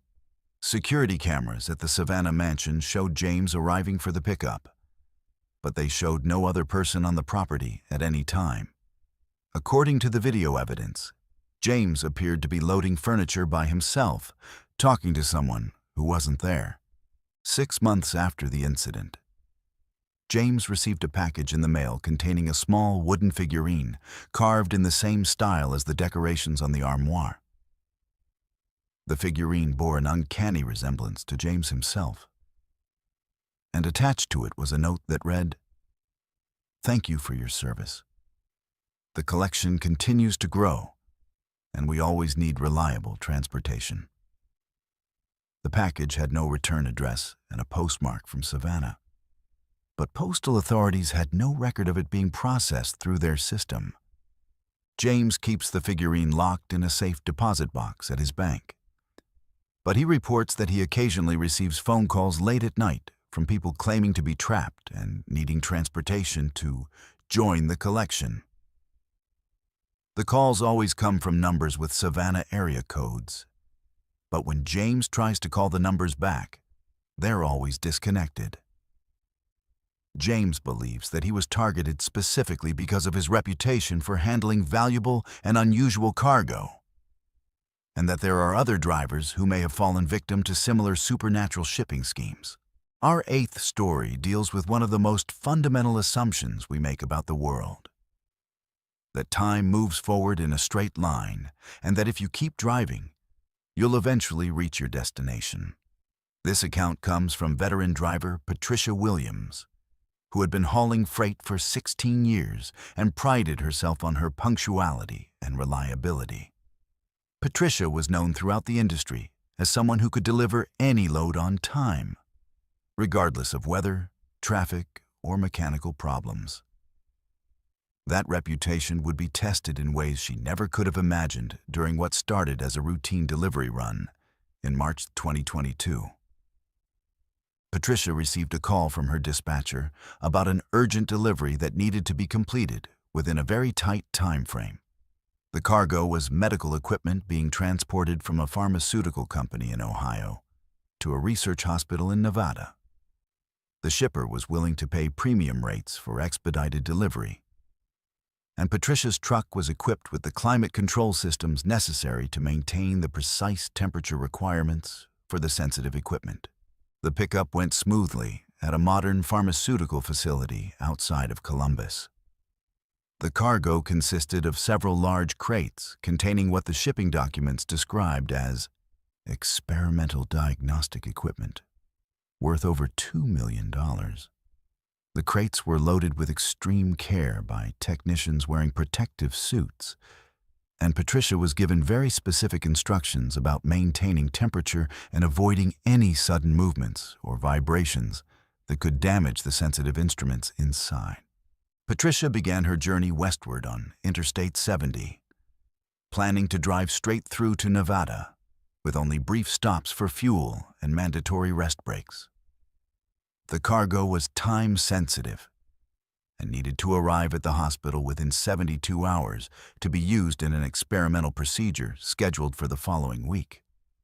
Patricia had made similar runs before and was confident she could meet the deadline easily. For the first 8 hours of the trip, everything proceeded normally. Patricia made good time through Ohio and into Indiana, maintaining the required temperature in her trailer and monitoring the cargo's status through a sophisticated tracking system that had been installed by the pharmaceutical company. The equipment was functioning perfectly, and Patricia was actually running ahead of schedule when she entered Illinois around 10 p.m. That's when Patricia encountered something that would challenge everything she thought she knew about time and space. She was driving through a particularly unremarkable stretch of Interstate 70 near Effingham, Illinois, a straight, flat section of highway that she had traveled dozens of times over the years. The area was rural farmland with few landmarks, just mile markers indicating her progress westward. Patricia noticed that she was approaching mile marker 159, a detail that only registered in her mind because her logbook required her to record her location every hour. But as she continued driving at a steady 65 miles per hour for what felt like at least 10 minutes, she was surprised to see mile marker 159 approaching again. Patricia assumed she had been mistaken about the first marker and continued driving. But when she passed mile marker 159 for the third time, she knew something was seriously wrong. Patricia pulled over and consulted her GPS systems. She had 3 different units installed in her truck for redundancy.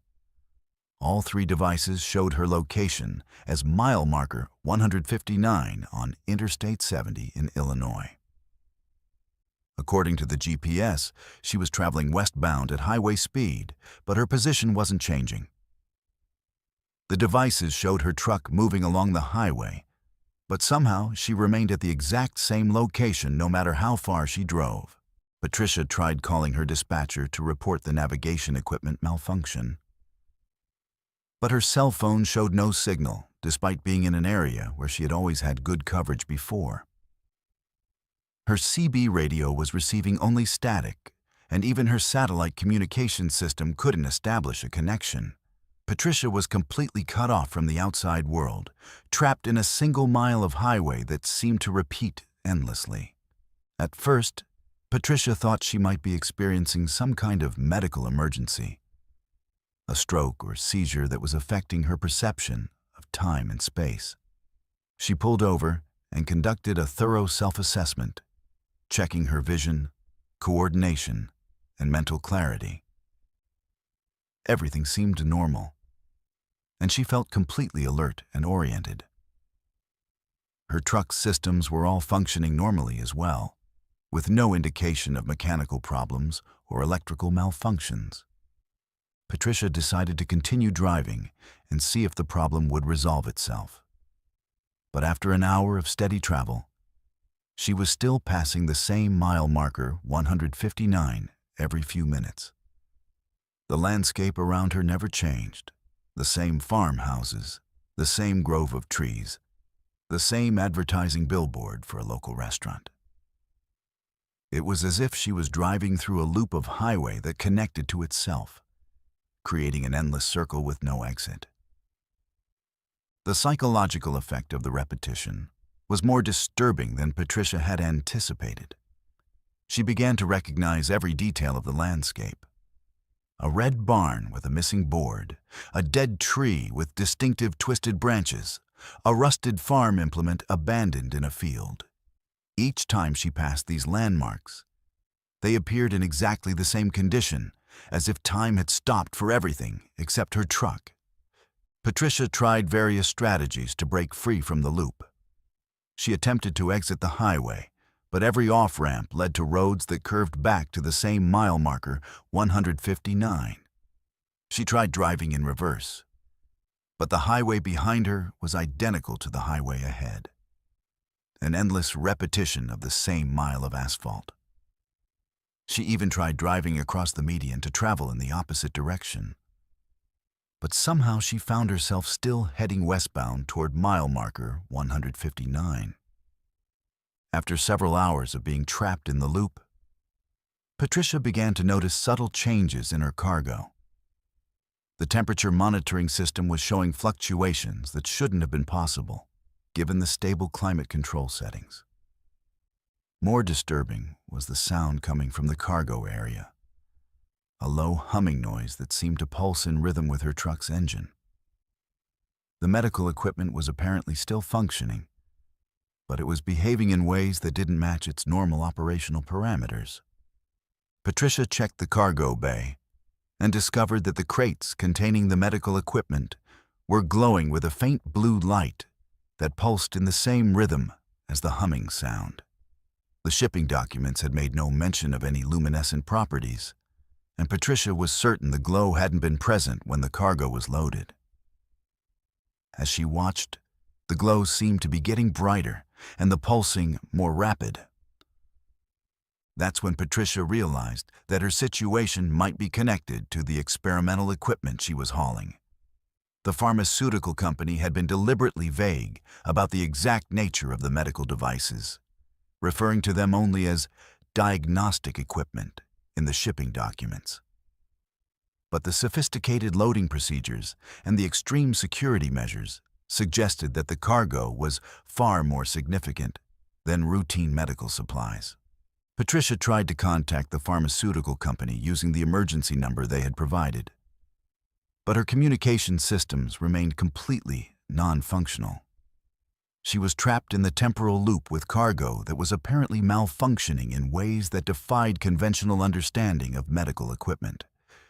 The pulsing glow from the crates was now bright enough to illuminate the entire interior of her trailer, and the humming sound had become a steady vibration that she could feel through the truck's frame.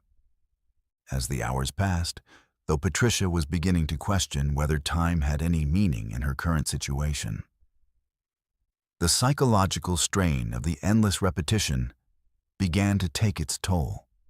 She found herself developing an obsessive attention to detail, memorizing every aspect of the repeating landscape and timing the exact intervals between landmarks. She discovered that it took precisely 4 minutes and 37 seconds to travel from mile marker 159 back to mile marker 159, regardless of her speed.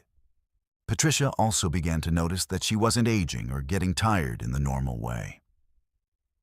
Despite having been driving for what felt like 12 hours, she felt as alert and energetic as when she had started the loop.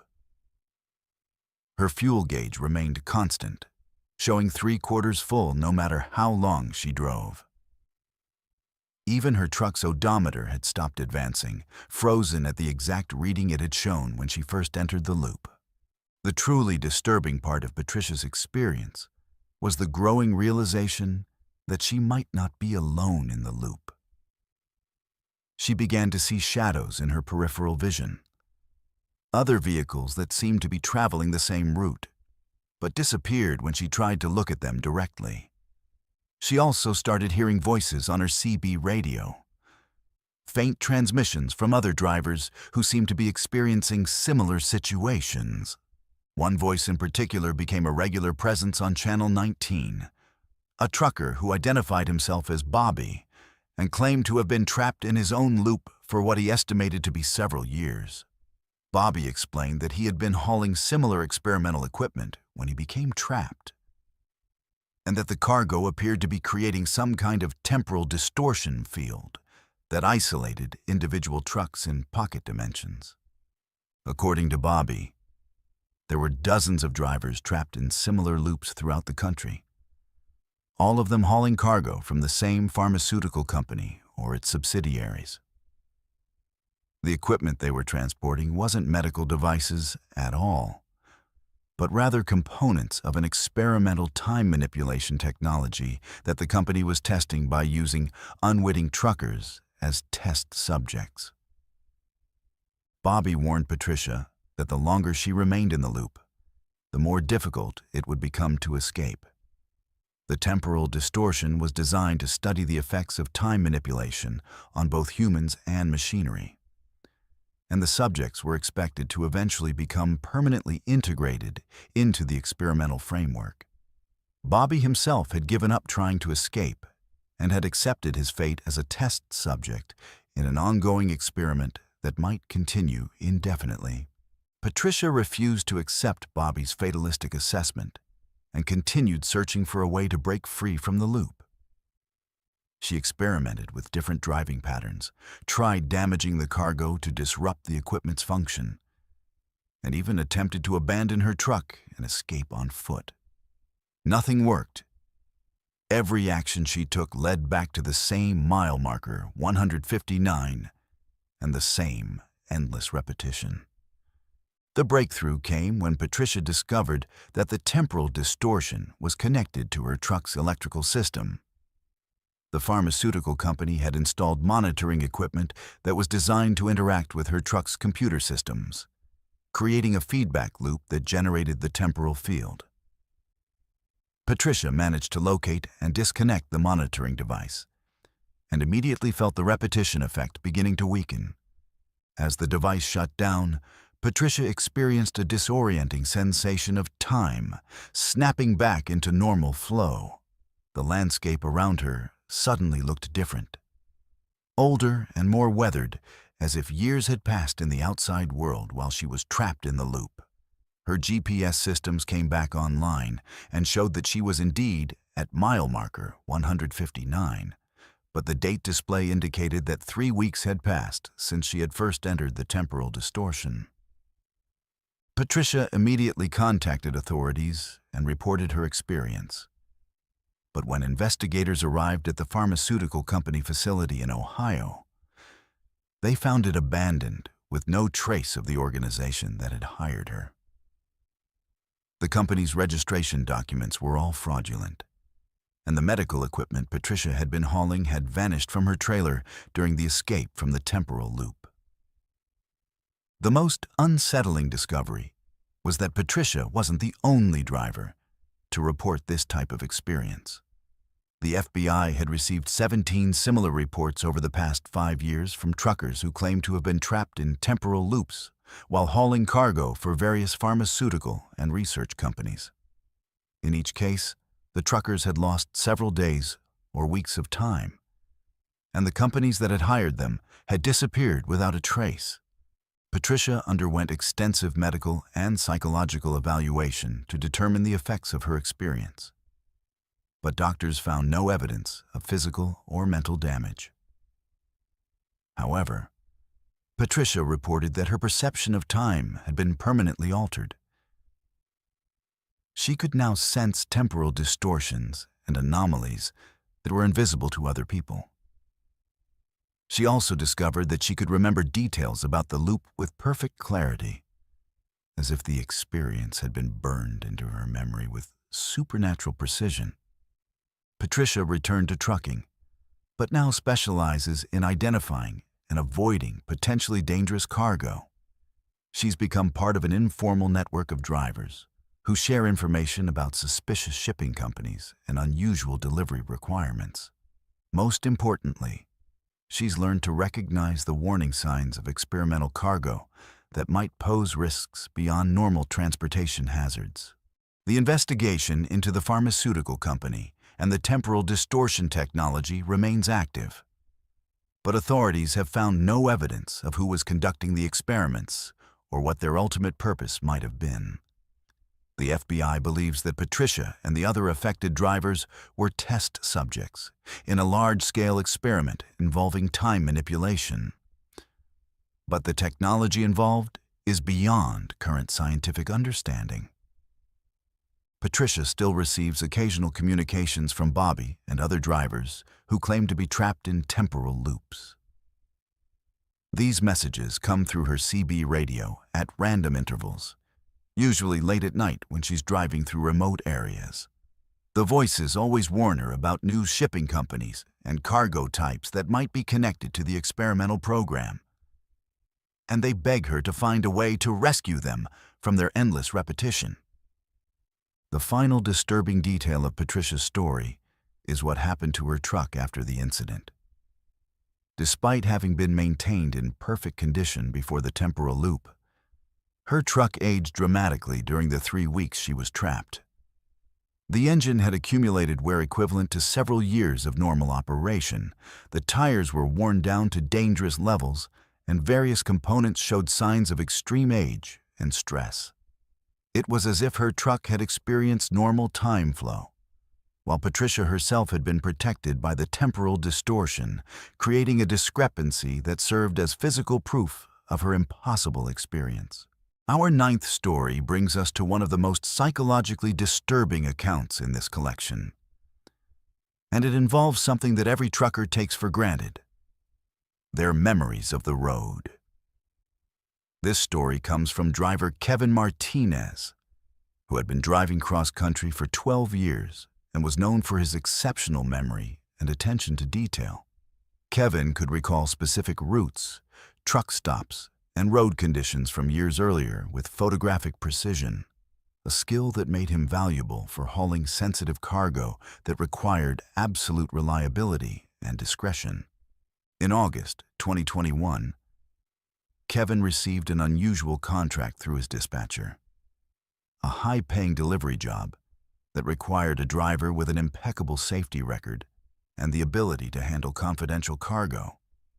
The job involved transporting research materials from a biotechnology company in Virginia to what was described as a memory research facility in rural Montana.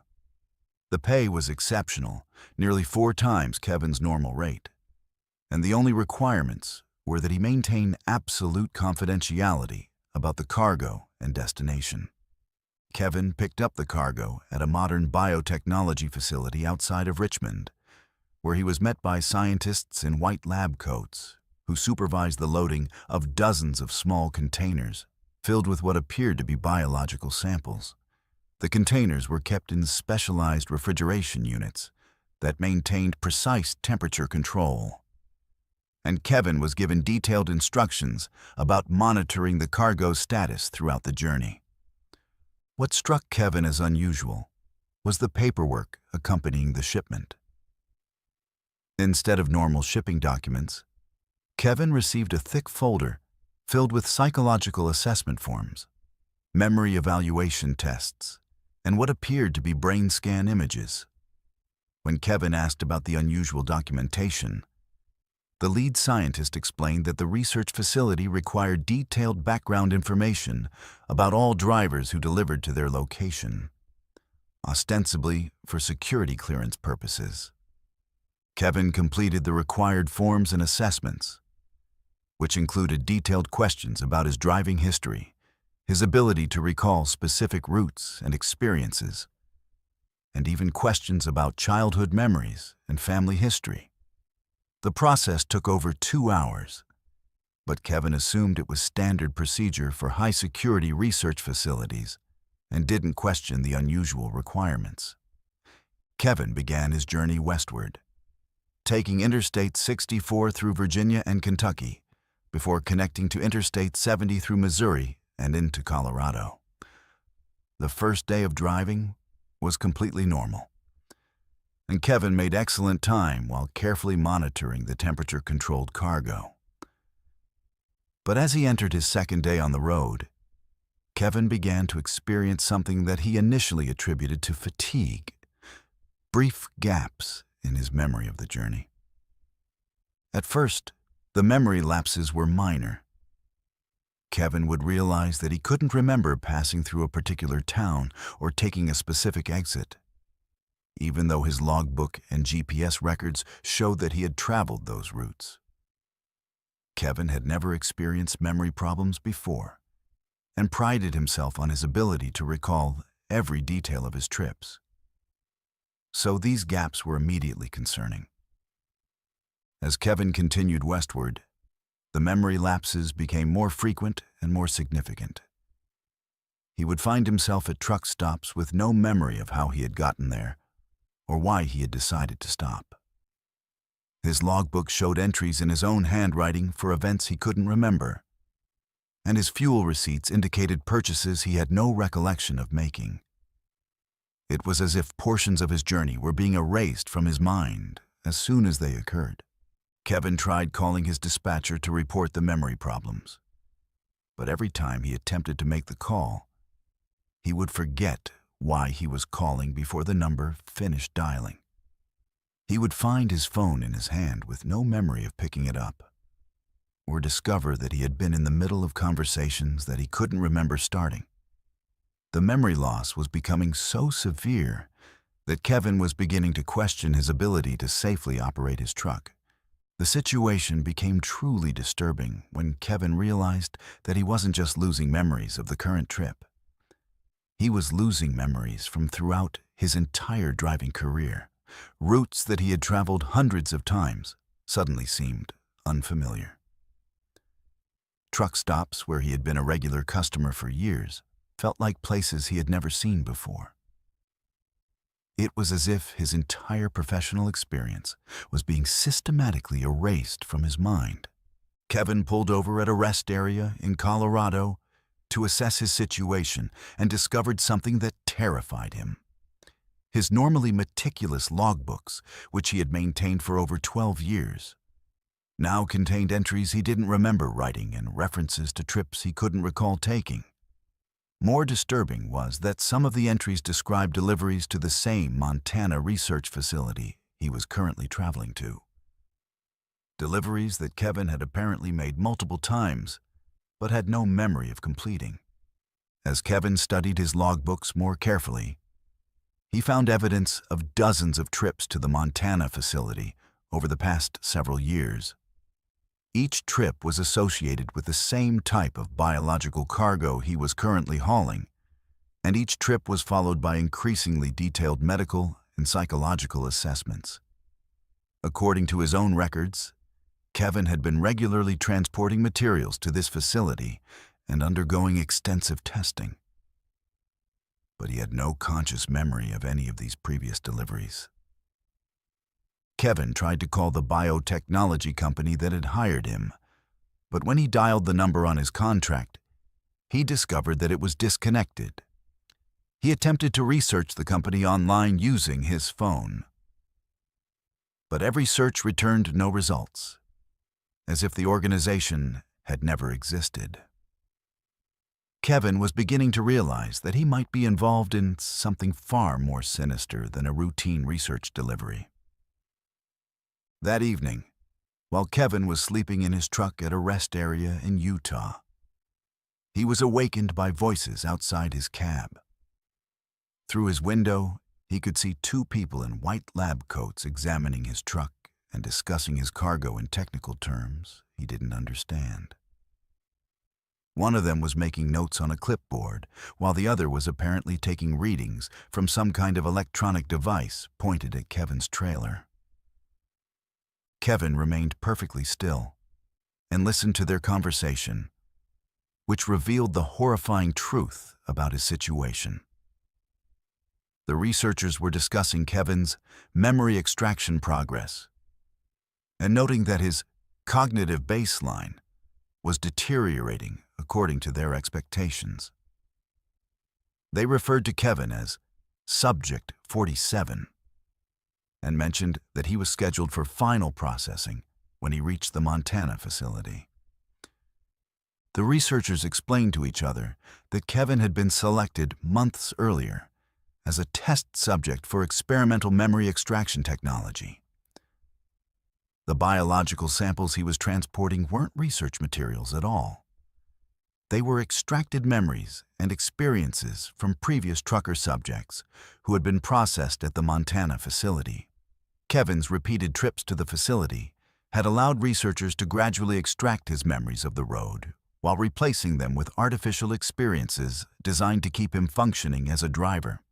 According to the conversation Kevin overheard, the research facility was developing technology to harvest and transfer human memories, particularly the specialized knowledge and experience of professional drivers. The extracted memories could then be implanted into other subjects or stored digitally for later use. The trucking industry provided an ideal testing ground because drivers often worked alone and traveled long distances, making them easy to manipulate without detection.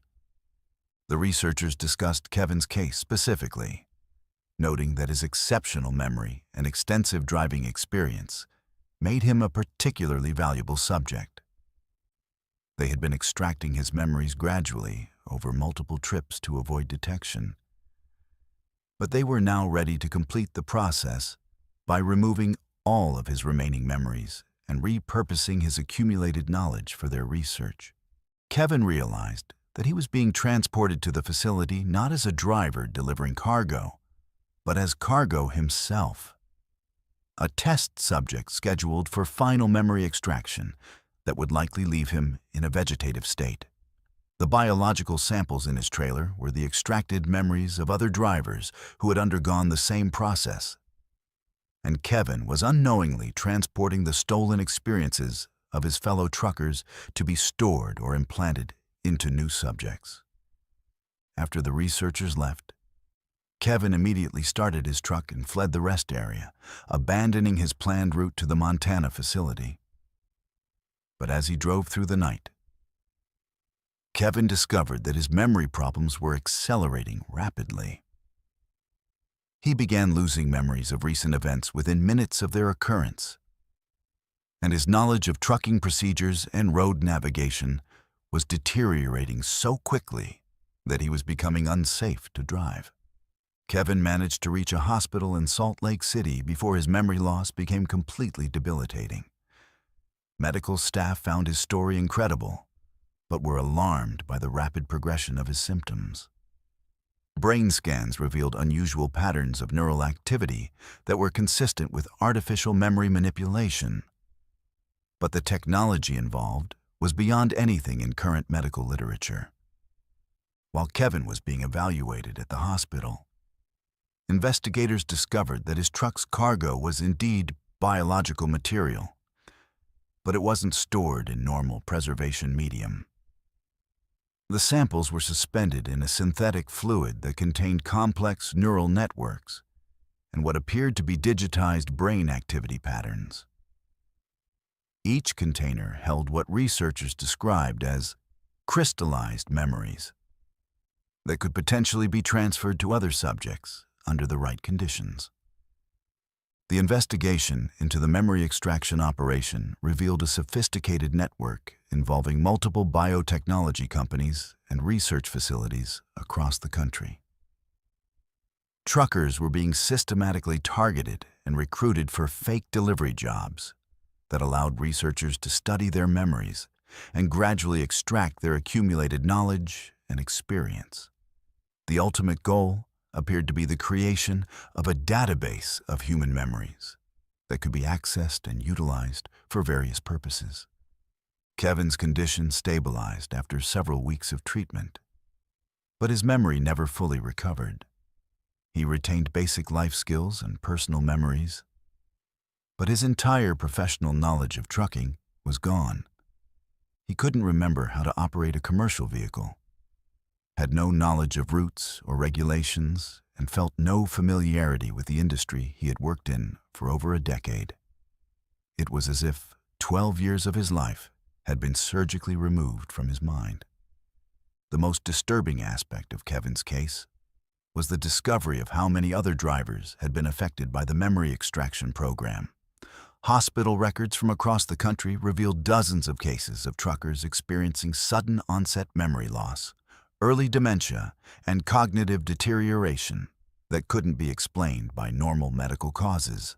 Many of these drivers had histories of making deliveries to research facilities or biotechnology companies that later proved to be non-existent. Kevin never returned to trucking but has become an advocate for driver safety and rights. He works with law enforcement agencies to identify suspicious shipping companies and delivery requests that might be connected to the memory extraction network. He's also part of a support group for drivers who have experienced unexplained memory loss, many of whom report similar stories of fake delivery jobs and mysterious research facilities.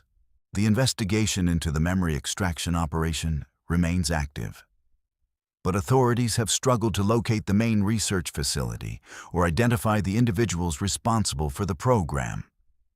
The Montana facility that Kevin was supposed to deliver to was found abandoned, with evidence that it had been hastily evacuated when Kevin failed to arrive as scheduled. The technology and equipment had been removed, but investigators found evidence of the memory extraction procedures in the form of specialized chairs equipped with neural interface equipment. Kevin still receives occasional communications from what appear to be other victims of the memory extraction program. These messages come in the form of phone calls from drivers who claim to be experiencing memory loss and confusion about deliveries they can't remember making.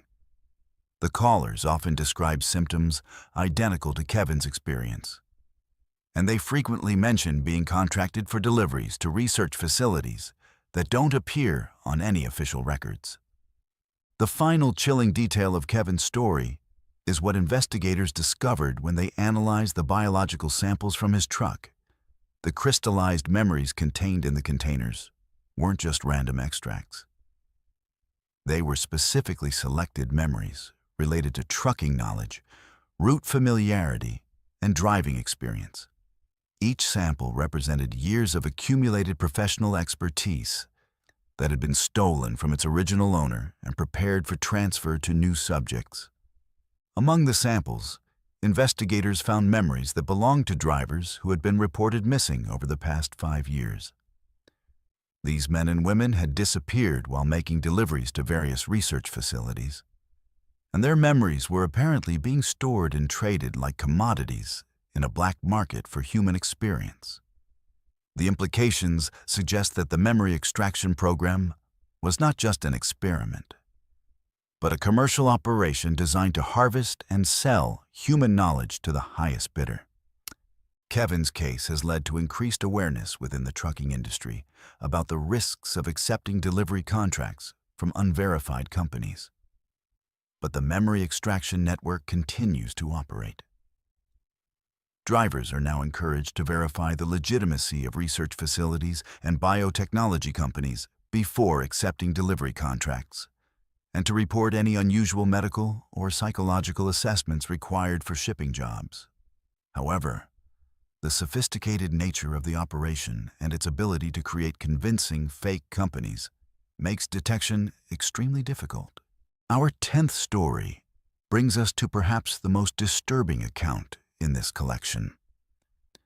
And it involves a discovery that will make you question the identity of every trucker you encounter on the road. This story comes from driver Michael Torres, who had been driving long haul for 14 years and was known throughout the industry for his reliability and professional reputation.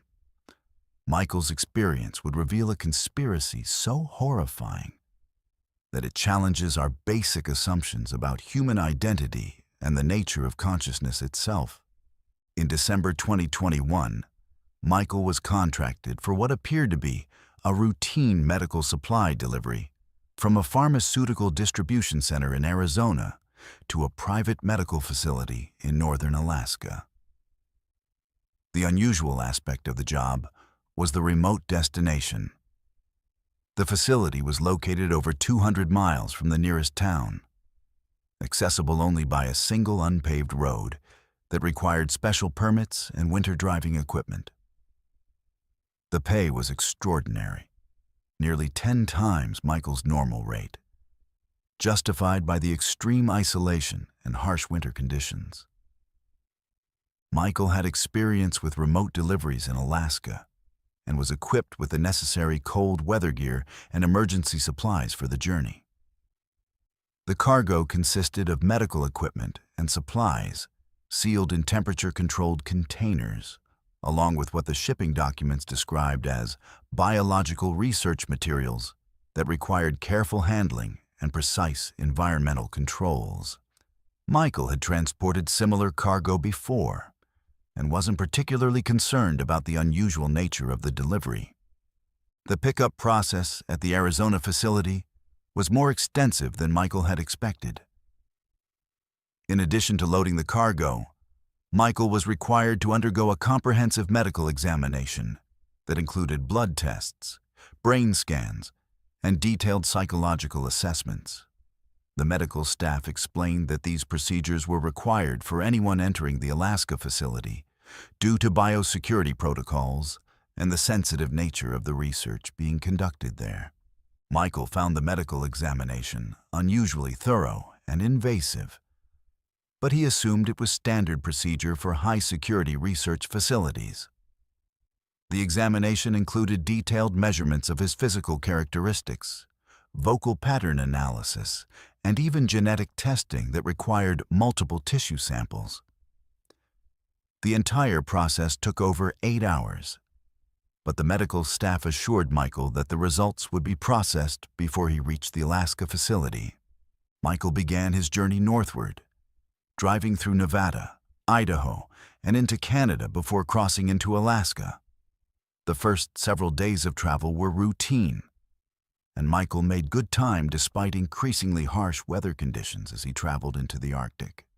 But as he approached the final stretch of his journey, the 200-mile unpaved road to the research facility, Michael began to notice unusual radio transmissions on his CB. The transmissions weren't normal trucker chatter, but rather technical discussions between people who seemed to be monitoring Michael's progress. The conversations included detailed information about his location, his cargo status, and even personal details about his driving habits and route preferences. Most disturbing was that the people on the radio referred to Michael by a numerical designation, Subject M47, rather than his name. Michael tried to respond to the radio transmissions, but whenever he keyed his microphone, the conversations would immediately stop. The monitoring seemed to be one way, with the unknown observers tracking Michael's every move while remaining hidden from his attempts to communicate. Michael began to suspect that his truck had been equipped with surveillance equipment during the loading process in Arizona. As Michael approached the research facility, the radio transmissions became more frequent and more specific. The observers were discussing Michael's compatibility rating and noting that his baseline measurements matched their requirements within acceptable parameters. They also mentioned that the replacement procedure had been approved and that Integration Team Alpha was standing by for Michael's arrival. Michael had no idea what any of these terms meant, but the clinical nature of the discussions made him increasingly uncomfortable. He began to suspect that the medical examination in Arizona had been more than just a security clearance, and that he might be walking into a situation far more dangerous than a routine delivery. Michael considered turning around and abandoning the delivery, but he was already too far into the wilderness to safely retreat without completing the journey. The research facility itself was unlike anything Michael had ever seen. Instead of a normal medical building, the complex consisted of several interconnected structures built into the side of a mountain, with most of the facility apparently underground. The surface buildings were heavily fortified and surrounded by security fences and guard towers. The entire complex had the appearance of a military installation rather than a medical research center. Michael was met at the facility's gate by security personnel, who conducted another thorough inspection of his truck and cargo before allowing him to proceed to the loading dock. The unloading process was supervised by technicians in full biological containment suits, and Michael was required to remain in a designated waiting area while his cargo was transferred to the facility's interior systems. While waiting for the cargo transfer to be completed, Michael overheard conversations between facility staff that revealed the terrifying truth about the research being conducted at the location. The facility wasn't involved in medical research at all. It was a cloning and replacement center where perfect duplicates of selected individuals were being created for purposes that Michael couldn't fully comprehend from the fragments of conversation he heard. According to what Michael overheard, the facility had been operating for several years and had successfully created and deployed hundreds of human duplicates. The targets for replacement were carefully selected based on their professional skills, social connections, and access to sensitive information or strategic locations. Truckers were particularly valuable targets because their nomadic lifestyle made their disappearances less likely to be noticed, and their knowledge of transportation networks could be exploited for various illegal purposes. Michael realized with growing horror that he hadn't been hired to deliver cargo to the facility. He had been lured there to be replaced by a duplicate. The extensive medical examination in Arizona had been used to create a detailed biological profile that would allow the facility to grow a perfect clone with all of his memories, skills, and physical characteristics. The biological research materials he had transported were probably genetic samples and neural mapping data from other truckers who had already been processed. Michael tried to leave the facility immediately, but he discovered that his truck had been disabled while he was in the waiting area. The facility's security staff politely but firmly explained that he would need to remain overnight while final processing was completed. Michael was escorted to what was described as guest quarters, but the room was clearly a holding cell with reinforced doors and no windows. During the night, Michael could hear activity throughout the facility. Machinery operating people moving through corridors, and what sounded like construction or assembly work. Most disturbing were the voices he heard in adjacent rooms. Voices that sounded exactly like his own voice, having conversations he had never had. Michael realized that his duplicate was already being prepared and programmed with artificial memories designed to allow it to seamlessly replace him. Michael managed to escape from his holding cell by using a maintenance access panel he discovered hidden behind a ventilation grate. As he moved through the facility's service corridors, he encountered something that will haunt him for the rest of his life. Dozens of growth chambers containing partially developed human clones in various stages of completion.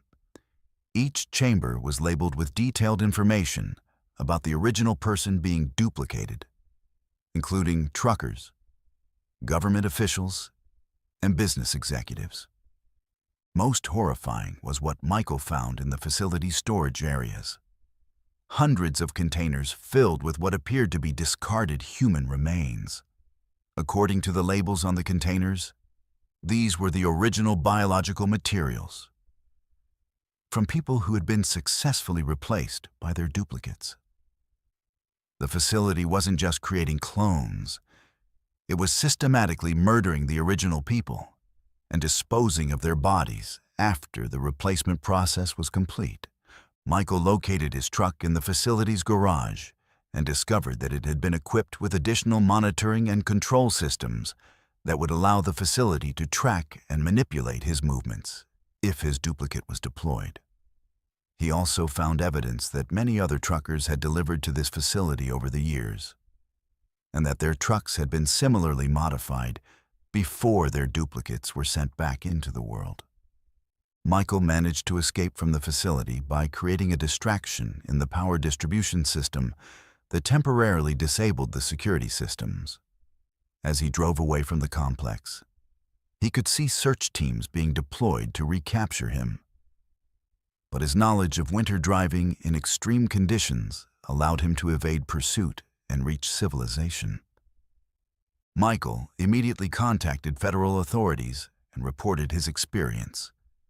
But the investigation that followed was both frustrating and terrifying.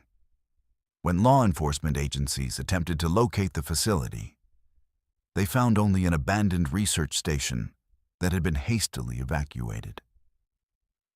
The underground portions of the complex had been sealed with explosives, and all evidence of the cloning operation had been removed or destroyed. Most disturbing was what investigators discovered when they began checking on other truckers who had made deliveries to remote facilities in recent years. Over 40 drivers who had accepted similar high-paying jobs to isolated locations had returned from their deliveries, exhibiting subtle changes in personality and behavior. Family members and close friends reported that these drivers seemed different in ways that were difficult to define but impossible to ignore. Medical examinations of these drivers revealed anomalies that were consistent with advanced cloning technology. DNA tests showed microscopic genetic markers that shouldn't have been present in naturally conceived humans, and brain scans revealed neural patterns that suggested artificial memory implantation. Most of the affected drivers had no memory of anything unusual about their deliveries and insisted that they were the same people they had always been. Michael underwent extensive testing and was confirmed to be genetically authentic. But investigators warned him that his duplicate was almost certainly still in operation somewhere. The clone would have all of Michael's memories up to the point of the medical examination in Arizona, along with artificially implanted experiences designed to explain the gap in its memory. The duplicate would be virtually indistinguishable from Michael himself, and would be operating in the trucking industry with access to all of Michael's professional contacts and reputation. The investigation revealed that the cloning and replacement program was far more extensive than initially suspected. Similar facilities were believed to exist in remote locations across North America and possibly worldwide. The program appeared to be connected to organized crime networks, that were using replaced individuals to infiltrate transportation systems, government agencies, and other strategic sectors of society. Michael retired from trucking immediately after his escape, and now works with federal agencies to identify potential cloning operations and locate other victims of the replacement program. He's also undergone extensive security measures to protect his identity and prevent his duplicate from assuming his life and relationships. Michael lives under constant surveillance and uses multiple forms of identification to prove his authenticity to family and friends. The most chilling aspect of Michael's story is the ongoing uncertainty about how many people in various professions have been replaced by duplicates without anyone's knowledge. The technology demonstrated at the Alaska facility was decades ahead of publicly known cloning capabilities, suggesting that the replacement program has been operating for much longer than investigators initially suspected. Michael continues to receive reports from other truckers about suspicious delivery jobs and unusual medical examinations required for certain contracts. These reports suggest that the replacement program is still active and continues to target professional drivers for reasons that aren't fully understood. Some investigators believe that the trucking industry is being systematically infiltrated as part of a larger plan to control transportation networks and supply chains. The final disturbing detail of Michael's experience is what happened when he tried to return to his normal life after the incident. Several of his longtime trucking contacts reported receiving visits from someone claiming to be Michael. Someone who looked and sounded exactly like him, but knew details about recent jobs and experiences that the real Michael had never had.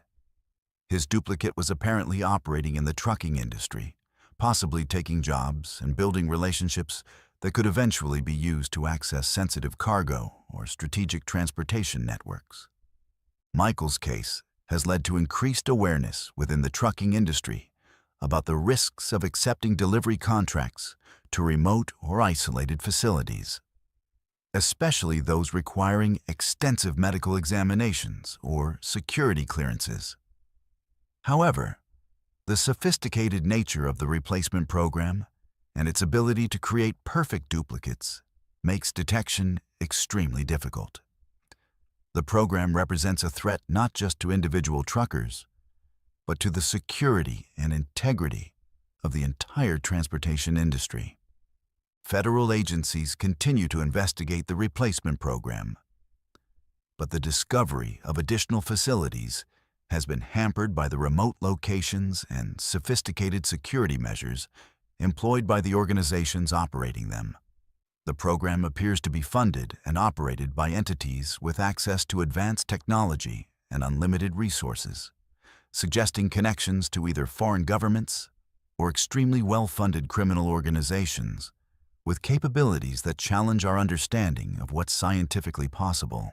Our 11th and final story brings us to the most disturbing account in this entire collection.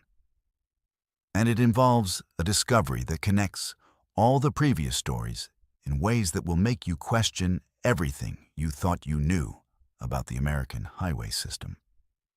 This account comes from veteran driver Sarah Mitchell, who had been driving long haul for 18 years and had unknowingly encountered elements from every single story we've shared tonight. Sarah's experience would reveal the horrifying truth that ties together all the supernatural and unexplained phenomena that truckers face on America's darkest roads. Sarah received a call in November 2022 from a dispatcher she had never worked with before, offering her the highest-paying contract of her career. The job involved transporting what was described as archived research materials from a storage facility in Nevada to a destination that would be provided to her en route. The pay was astronomical, nearly $50,000 for a single delivery. But the contract included unusual clauses requiring absolute secrecy and forbidding her from discussing the cargo or destination with anyone. The pickup location was a massive warehouse complex in the Nevada desert, surrounded by military-style security and accessible only through multiple checkpoints. Sarah was required to undergo extensive background verification and sign documents that she wasn't allowed to read before being escorted to the loading dock. The cargo consisted of hundreds of file boxes, computer servers, and what appeared to be biological preservation equipment. As the cargo was being loaded, Sarah overheard conversations between the facility staff that made her blood run cold. They were discussing Project Night Road, an ongoing operation that had been collecting data on supernatural encounters, unexplained phenomena, and what they called dimensional incursions along America's highway system for over 30 years.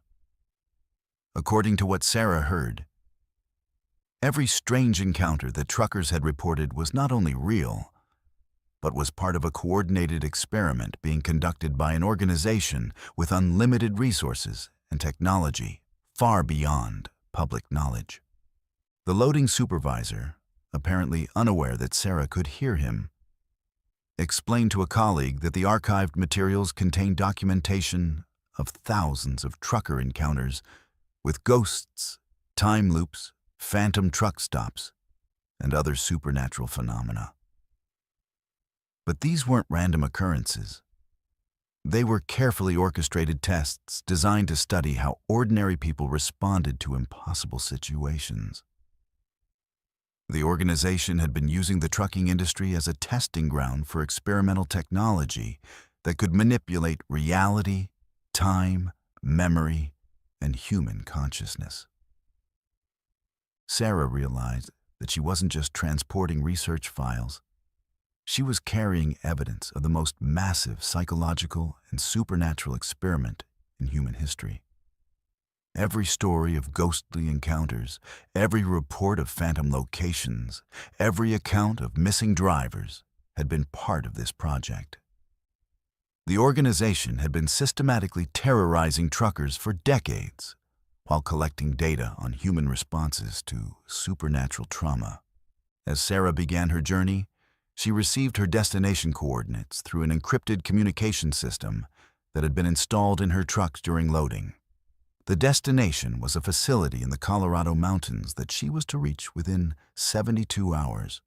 But as Sarah drove through the night, she began to experience elements from every supernatural encounter she had ever heard about from fellow truckers. First, Sarah encountered the phantom convoy from our opening story. 3 trucks appeared in her mirrors and began following her across Nevada, maintaining perfect formation and responding to her speed changes with uncanny precision. When Sarah tried to contact them on her CB radio, she heard the voices of drivers who had been dead for decades, all of them begging her to turn around and abandon her delivery. As Sarah entered Utah, she encountered the wrong exit scenario. Her GPS began directing her onto roads that didn't exist on any map, leading her through a landscape that seemed to shift and change as she drove. She passed abandoned towns filled with people in nightgowns who watched her truck with hungry eyes. And she heard voices on her radio describing road conditions from decades in the past. The psychological pressure intensified as Sarah drove through Colorado.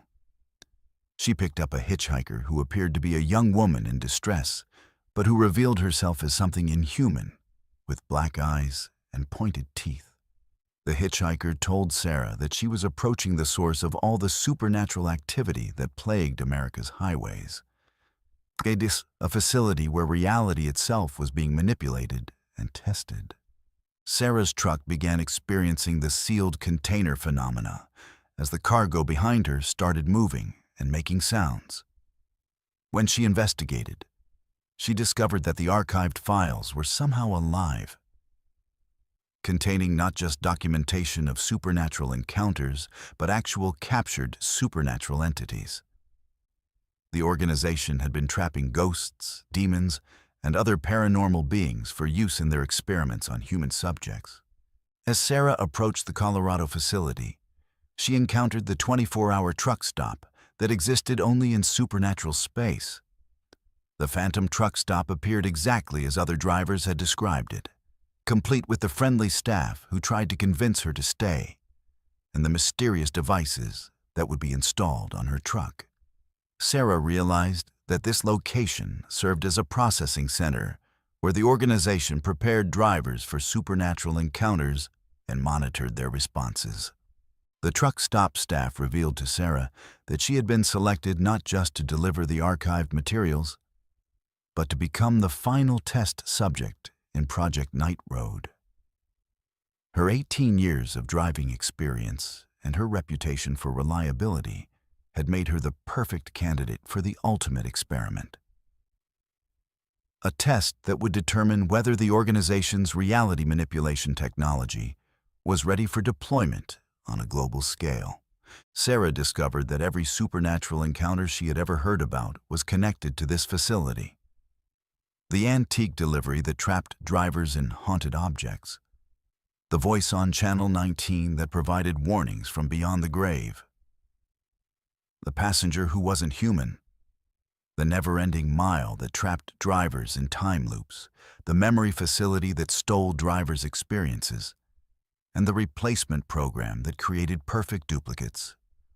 All of these were different aspects of the same massive experiment. The organization behind Project Night Road wasn't just studying supernatural phenomena. They were creating it. Using technology that combined advanced science with captured supernatural entities, they had been testing the limits of human consciousness and reality manipulation. The ultimate goal was to develop the ability to control human perception and memory on a massive scale, potentially affecting entire populations. Sarah learned that the facility she was approaching served as the central command for all supernatural activity on America's highways. Every ghost truck, every phantom location, every impossible encounter was being orchestrated from this location using a combination of advanced technology and trapped supernatural entities. The organization had essentially weaponized the paranormal, turning it into a tool for studying and controlling human behavior. As Sarah reached the final approach to the facility, she made a decision that would save not only her own life, but potentially the lives of countless other drivers.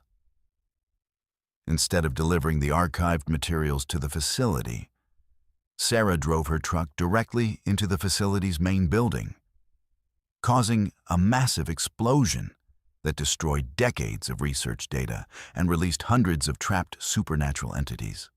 The destruction of the facility created a supernatural shockwave that was felt across the entire highway system. Phantom truck stops disappeared, time loops collapsed, and trapped spirits were finally freed to move on to whatever comes after death. The sudden cessation of supernatural activity on America's highways was noticed by truckers nationwide, who reported that the roads suddenly felt normal for the first time in decades. Sarah survived the explosion, but was severely injured and spent months recovering in a secure medical facility. During her recovery, she was debriefed by federal agents who revealed that Project Night Road had been under investigation for years. But the organization's use of supernatural entities and reality manipulation technology had made conventional investigation impossible. Sarah's destruction of the facility had provided the breakthrough that law enforcement needed to expose the operation. The investigation that followed revealed the true scope of Project Night Road. The organization had been operating with funding from multiple governments and had facilities on every continent. Their experiments had affected not just truckers, but pilots, ship captains, train engineers, and other transportation professionals worldwide. The goal was to develop the ability to control human consciousness and memory as a tool for social and political manipulation. Sarah's heroic actions had disrupted the organization's operations, but investigators warned that other facilities remained active and that the technology developed through Project Night Road could still be deployed by other groups. The supernatural encounters that had terrorized truckers for decades might have ended. But the human organizations behind them continued to pose a threat to transportation workers and society as a whole. If you've made it this far, you're now part of an exclusive group of people who know the truth about what really happens on America's highways. But your journey into verified horror doesn't have to end here. Subscribe to Verified Fears right now if you haven't already, because we have dozens more true stories that are just as disturbing as the ones you've heard tonight. Every week, we bring you verified accounts of real horror that will challenge everything you thought you knew about the world around us. Hit that notification bell so you never miss an upload, because these stories often contain information that could save your life if you ever find yourself in similar situations. Knowledge is power. And in the world of verified horror, that knowledge could be the difference between becoming a victim and becoming a survivor. If you're a trucker watching this, or if you know someone in the transportation industry, share this video with them. These stories aren't just entertainment. They're warnings from fellow drivers who have faced the unthinkable and lived to tell about it. The trucking community looks out for each other, and that protection extends to sharing information about the dangers that lurk on our roads. Drop a comment below if you've experienced anything similar to what you've heard tonight. Verified Fears investigates every story we receive, and your experience could help warn other travelers about dangers they never imagined existed. Whether you're a trucker, a traveler, or just someone who's encountered something unexplained, your story matters. Like this video to help other people discover these verified accounts of real terror. The algorithm doesn't always favor content that reveals uncomfortable truths. So your engagement helps ensure that these important warnings reach the people who need to hear them.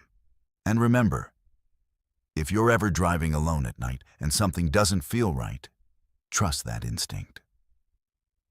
In the world of transportation horror, paranoia isn't a disorder, it's a survival skill. The drivers who shared their stories with us tonight survived because they listened to that inner voice that warned them when something was wrong.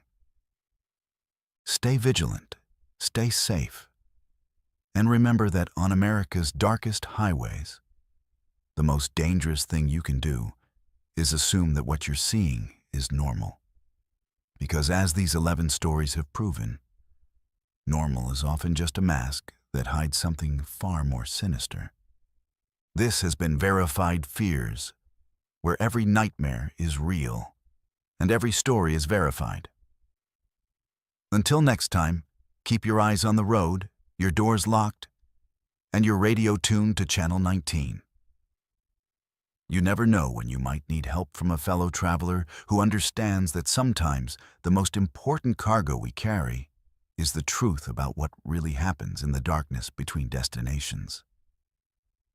Drive safe out there. The road is watching.